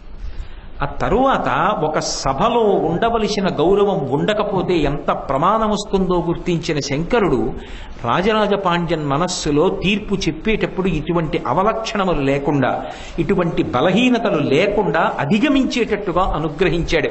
అందుకే మధురై క్షేత్రంలో ఉన్న విశేషం ఏమిటి అంటే, ఆమె సభానాయకీ స్వరూపంలో ఉండి ఎవరు సభాపూజ్యతని పొంది ఉంటారో అటువంటి వారి భక్తిని ప్రధానం చేసుకుని వారు తమ యొక్క విభవానికి కారణం భగవంతుడు అని గుర్తు పెట్టుకున్న వాళ్ళు ఎవరుంటారో వాళ్ళ యొక్క కీర్తిని, వాళ్ళ మర్యాదని ఎప్పుడూ కాపాడుతుంటుంది. ఆ విభవం ఇచ్చిన అది అన్యాక్రాంతం చేసి ఏదో లోకంలో పేరు ప్రఖ్యాతి పొందడం కోసమని చెప్పేసేసి ప్రయత్నం చేసేటటువంటి వాళ్ళని బుద్ధి చెప్పి పాఠం చెప్పి నియంత్రించి మళ్ళీ వాళ్ళని సన్మార్గంలో నడిచేటట్టు చేస్తుంది. ఇన్ని ప్రయోజనములను ఏకకాలంలో పాణివట్టరాన్ భార్య పాట సమయంలో ఆయన జోక్యం చేసుకుని దిద్ది కాపాడారు. కాబట్టి శంకరాచార్యుల వారు శ్రీమత్ సభానాయకీం అంటారు. శ్రీమక్షణ్ముఖ విఘ్నరాజననీం శ్రీమజ్జగన్మోహినీం మీనాక్షీం ప్రణతోస్మి సంతతమహం కారుణ్యవారాన్నిధిం. ఏమి చెప్పేది, శంకరులు ఏం చేసినా చాలా ఆశ్చర్యంగా ఉంటుంది. మళ్ళీ శ్రీకారం వేస్తూ మళ్ళీ ఒక మాట అంటున్నారు, శ్రీమత్షణ్ముఖ విఘ్నరాజననీం అన్నారు. ఆ తల్లికి కొడుకులే ఎవరు, విఘ్నేశ్వరుడు సుబ్రహ్మణ్యుడు కూడా. అయినప్పుడు ముందు పెద్ద కొడుకు పేరు చెప్తారా, ముందు చిన్న కొడుకు పేరు చెప్తారా? ముందు పెద్ద కొడుకు పేరు చెప్పాలి. సాధారణంగా ఒకరి దగ్గరికి వెళ్ళి కీర్తిస్తున్నప్పుడు ఏం చెప్తాం, పోను అందులో పెద్ద ఆయన అవలక్షణాలు ఉన్నవాళ్ళండి, ఆయన పేరు ఎందుకు ముందు చెప్పడం, అందుకని చిన్నవాడి పేరు చెప్పారండి అందామా అంటే పెద్దవాడు హేరంబుడు. మరి మూకశంకరులు హేరంబేచ గుహేచ హర్షభరితం అలా ముందు వినాయకుడి పేరు చెప్పలా? పైగా వినాయకుడు స్వయంగా అమ్మవారి యొక్క శరీరానికి ఉన్నటువంటి పసుపు ముద్దలోంచి పుట్టినవాడు. అటువంటి వాడిని వెనక్కిట్టారు, సుబ్రహ్మణ్యుడిని ముందుకెట్టారు. ముందుకెట్టి ముందు చిన్న కొడుకుని చెప్పి వెనక పెద్ద కొడుకుని చెప్పి వాళ్ళిద్దరికీ కూడా తల్లి అయిన దానివి అంటున్నారు. శ్రీమత్షణ్ముఖ విఘ్నరాజననీం. పోనీ వాళ్ళిద్దరికీ సంబంధించి ఏదో విభూతుల విషయంలో మాట్లాడారంటే ఏదో ముందు సుబ్రహ్మణ్యుడిని అందుకు చెప్పారండి, అందుకు సుబ్రహ్మణ్యుడి తెల్లంది అందామా అంటే అమ్మ అనగానే అమ్మ మీ పెద్దబ్బాయి ఎవరు అంటామా? లోకంలో ఎంతమంది అండి మీకు పిల్లలు? 2 పిల్లలండి. ఓ ఇద్దరా? పెద్ద ఆయన ఏం చేస్తుంటాడు అంటారా? చిన్న ఆయన ఏం చేస్తుంటాడు అంటారా? పెద్ద ఆయన ఏం చేస్తాడంటారు. మరి ఇన్ని తెలుసున్న శంకరాచార్యుల వారు, ఇంత సంప్రదాయజ్ఞులు, ఇంతటి మహానుభావుడు, ముందు చిన్న కొడుకు పేరు వెనక పెద్ద కొడుకు పేరా? ఏమిటది అంటే ఆయన అక్కడ మీనాక్షి తత్వాన్ని దృష్టిలో పెట్టుకుని చెప్తున్నారు. ఎందుకని అంటే విఘ్నేశ్వరుడు ఎప్పుడూ ఆవిడ్ని వదిలిపెట్టి ఉండడు, తండ్రిని వదిలిపెట్టి ఉండడు. అందుకే లోపలికి వెడుతున్నప్పుడు మధురైలో ఒక విఘ్నేశ్వరుడు కాడు. విచిత్రం ఏమిటంటే మామూలుగా మూషిక వాహనం మీద కూర్చున్న విఘ్నేశ్వరుడు, నృత్యం చేస్తున్నటువంటి విఘ్నేశ్వరుడు. పూర్వం మొట్టమొదటి మీనాక్షి దర్శనం. కాలక్రమంలో ఏమైపోయిందో తెలుసా? విభూతి వినాయకుడిని ముందు ఆయన్ని దర్శనం చేస్తారు. ముందు దేవాలయంలోకి వెళ్ళగానే పిల్లవాళ్ళవనివ్వండి పెద్దవాళ్ళు ఎవనివ్వండి బొట్టు కన్నా ముందు విభూతి ఎట్టుకుంటారు. ఎక్కడదా విభూతి అంటే శివాలయంలోది కాదు, మీనాక్షి దేవాలయంలో ముందు మీనాక్షి దర్శనం. కానీ చిత్రం ఏమిటంటే మీనాక్షి దర్శనం కన్నా ముందు ఎవరి దర్శనమో తెలుసా? వినాయక దర్శనం. ఆ విభూతి వినాయకుడు ఉంటాడు. చిన్న చిన్న పిల్లలు కూడా వెళ్ళి ఆ విభూతి తీసి ఆ విఘ్నేశ్వరుడి మీద వేసి ఆ విభూతి తీసి లలాటమనందు పెట్టుకుంటారు. పెట్టుకుని ఆ తర్వాత అమ్మవారి దర్శనానికి వెళ్ళి అమ్మవారి కుంకం బొట్టు పెట్టుకుంటారు. ఆ తర్వాత అయ్యవారి దగ్గర విభూతి కూడా కాస్త పెట్టుకుంటారు. విచిత్రం ఏమిటంటే మహాజ్ఞానాన్ని ఇచ్చిందండి ఆవిడ. ఇవ్వనిది ఏముంది తల్లి అక్కడ? అటువంటి తల్లి దగ్గర ముందు సుబ్రహ్మణ్యుణ్ణి చెప్పారు. కారణం విఘ్నేశ్వరుడు అక్కడ ఉండడమే కాదు, అమ్మని వెతుక్కుంటూ వచ్చేశాడు. ఎందుకో తెలుసా? మీరు అయ్యవారి ఆలయంలోకి ప్రవేశించడానికి వెళ్ళేటప్పుడు ఎదురుగుండా ఒక విఘ్నేశ్వరుడు ఉంటాడు. అసలు ఆ విఘ్నేశ్వరుడు ఏదో కింద నుంచి అంతవరకు ఎంత ఎత్తు ఉంటుందో అంత ఎత్తులో ఉంటాడు. ఆయనకి సంవత్సరానికి ఒకసారి ప్రత్యేకంగా బియ్యంతో పొంగలి లాంటిది వండి దాన్ని ఒక పెద్ద రొట్టెలా చేసి నైవేద్యం పెడతారు. అంత పెద్ద విఘ్నేశ్వరుడు. ఆయనకి ప్రత్యేకంగా పూజలు చేస్తారు, గరికతో మాలలు వేస్తారు. ఇంత గొప్పగా విఘ్నేశ్వర స్వరూపం ఉండగా మరి ముందుకు తీసుకొచ్చి శ్రీమక్షణ్ముఖ విఘ్నరాజ జననీం ఏమిటి అంటే దానికి ఒక కారణం ఉంది. మీనాక్షి పరదేవత రాజ్య పరిపాలన చేస్తూ సోమసుందరుణ్ణి వివాహం చేసుకుని శివపార్వతులు ఇద్దరూ అక్కడ ఉన్న తరువాత శంకరుడు ఒక మాట అన్నాడు, మనం ఇంతకాలం రాజ్య పరిపాలన చేశాం, ఇక దేవాలయంలో మూర్తులుగా నిలబడి భక్త పరిపాలన కూడా చేద్దాం ఎక్కడెక్కడున్న వాళ్ళని. కానీ మనకు ఒక కొడుకు పుడితే తప్ప రాజ్యాన్ని ఎలా అప్పచెప్తాం? కాబట్టి మనకు ఒక కొడుకు కావాలి. ఎవరు కొడుకు? విఘ్నేశ్వరుడు నీ శరీరంలోంచే వచ్చాడు. ఒక్క సుబ్రహ్మణ్యుడు పుట్టినప్పుడు మాత్రం నీ యొక్క కడుపులో వాసం చేయలేదు, నీ శరీరంలోంచి రాలేదు. నువ్వు కోరి కోరి ప్రార్థన చేశావు ఆ రోజున సనత్కుమారుణ్ణి, నా కడుపులో ఉండకపోయినా కనీసం నా శరీరం శరవణ తటాకంగా ఉంది హిమాలయ పర్వతాల మీద, ఆఖరణ వచ్చేటప్పుడు ఆ తటాకంలోంచి పైకి లే శరవణ భవ, అదే నీ మంత్రం, నీ పేరు అవుతాయండి. అలా నీ కోరిక తీర్చుకున్నావు. అందుకని నీకు ఇక్కడికి వచ్చినప్పుడు నీకు కోరిక తీరుస్తా, నువ్వు గర్భిణి అవుతావు. నీ కొడుకు సుబ్రహ్మణ్యుడు నీ కడుపులోకి ప్రవేశిస్తాడు, ఉగ్రపాంజన్ అన్న పేరుతో పుడతాడు. ఇంతకుముందు నువ్వు అలా గర్భిణి అవ్వలా, ఇప్పుడు నువ్వు గర్భిణివై సీమంతోన్నయనం చేసుకుని మహారాణి వారు గర్భవతి అయ్యారు అనిపించుకుని ప్రసవ వేదన పొంది కడుపారనెవ్వాని కన్న తల్లి అని సుబ్రహ్మణ్యుణ్ణి కందువుగానివి, కని పెంచి పెద్ద చేద్దువుగానివి. అంటే అక్కడ ఆవిడ మురిసిపోయింది మధురైలో, అబ్బా సుబ్రహ్మణ్యుడు నా కడుపున పుడతాడా ఇక్కడ అంది. ఆ సుబ్రహ్మణ్యుడు రావడం ఏమిటో, ఆ పుట్టడం ఏమిటో, ఎన్ని చమత్కారాలు జరిగాయో, ఎందుకు శంకరాచార్యులు వారు సుబ్రహ్మణ్యుడిని ముందుకు తెచ్చారో, ఎందుకు విఘ్నేశ్వరుడిని వెనక్కి పెట్టారో, ఈ విశేషాలన్నీ మళ్ళీ రేపు సాయంకాలం 6:30 మనం కలుసుకున్నప్పుడు మీకు విజ్ఞాపన చేస్తాను. ఎందుకంటే మా అమ్మగారు చిన్నతనంలో ఏదో అంటుండేవారు, ఆశలావు పీక సన్నమని. అలా ఏదో చాలా ఉంది కదా, ఇవాళ 2 శ్లోకాలు అయిపోవాలని కొన్ని వచ్చాను. అసలు ఒక శ్లోకమే అవ్వలేదు. ఇవాళ ఎంత అయిందన్నది ప్రధానం కాదు, మనస్ఫూర్తిగా సంతోషంగా చెప్పుకున్నామా విన్నామా అన్నది ప్రధానం. కాబట్టి అన్ని కథలకులో ఆవిడే రేపు పూర్తి చేయిస్తుంది. కాబట్టి రేపు సాయంకాలం 6:30 కలుసుకున్నప్పుడు మిగిలిన విషయాలు విజ్ఞాపన చేస్తాను. మంగళాశాసనపరై వదాచార్య పురోగమై సర్వైశ్చ పూర్వైరాచార్యై సత్కృతాయాస్తు మంగళం. మంగళం కోసలేంద్రాయ మహనీయ గుణాత్మనే చక్రవర్తి తనూజాయ సర్వభౌమాయ మంగళం. ఉమాకాంతాయ కాంతాయ కామితార్థప్రదాయినే శ్రీగిరీశాయ దేవాయ మలినాథాయ మంగళం. సర్వం శ్రీ ఉమామహేశ్వర పరబ్రహ్మార్పణమస్తు. స్వస్తి.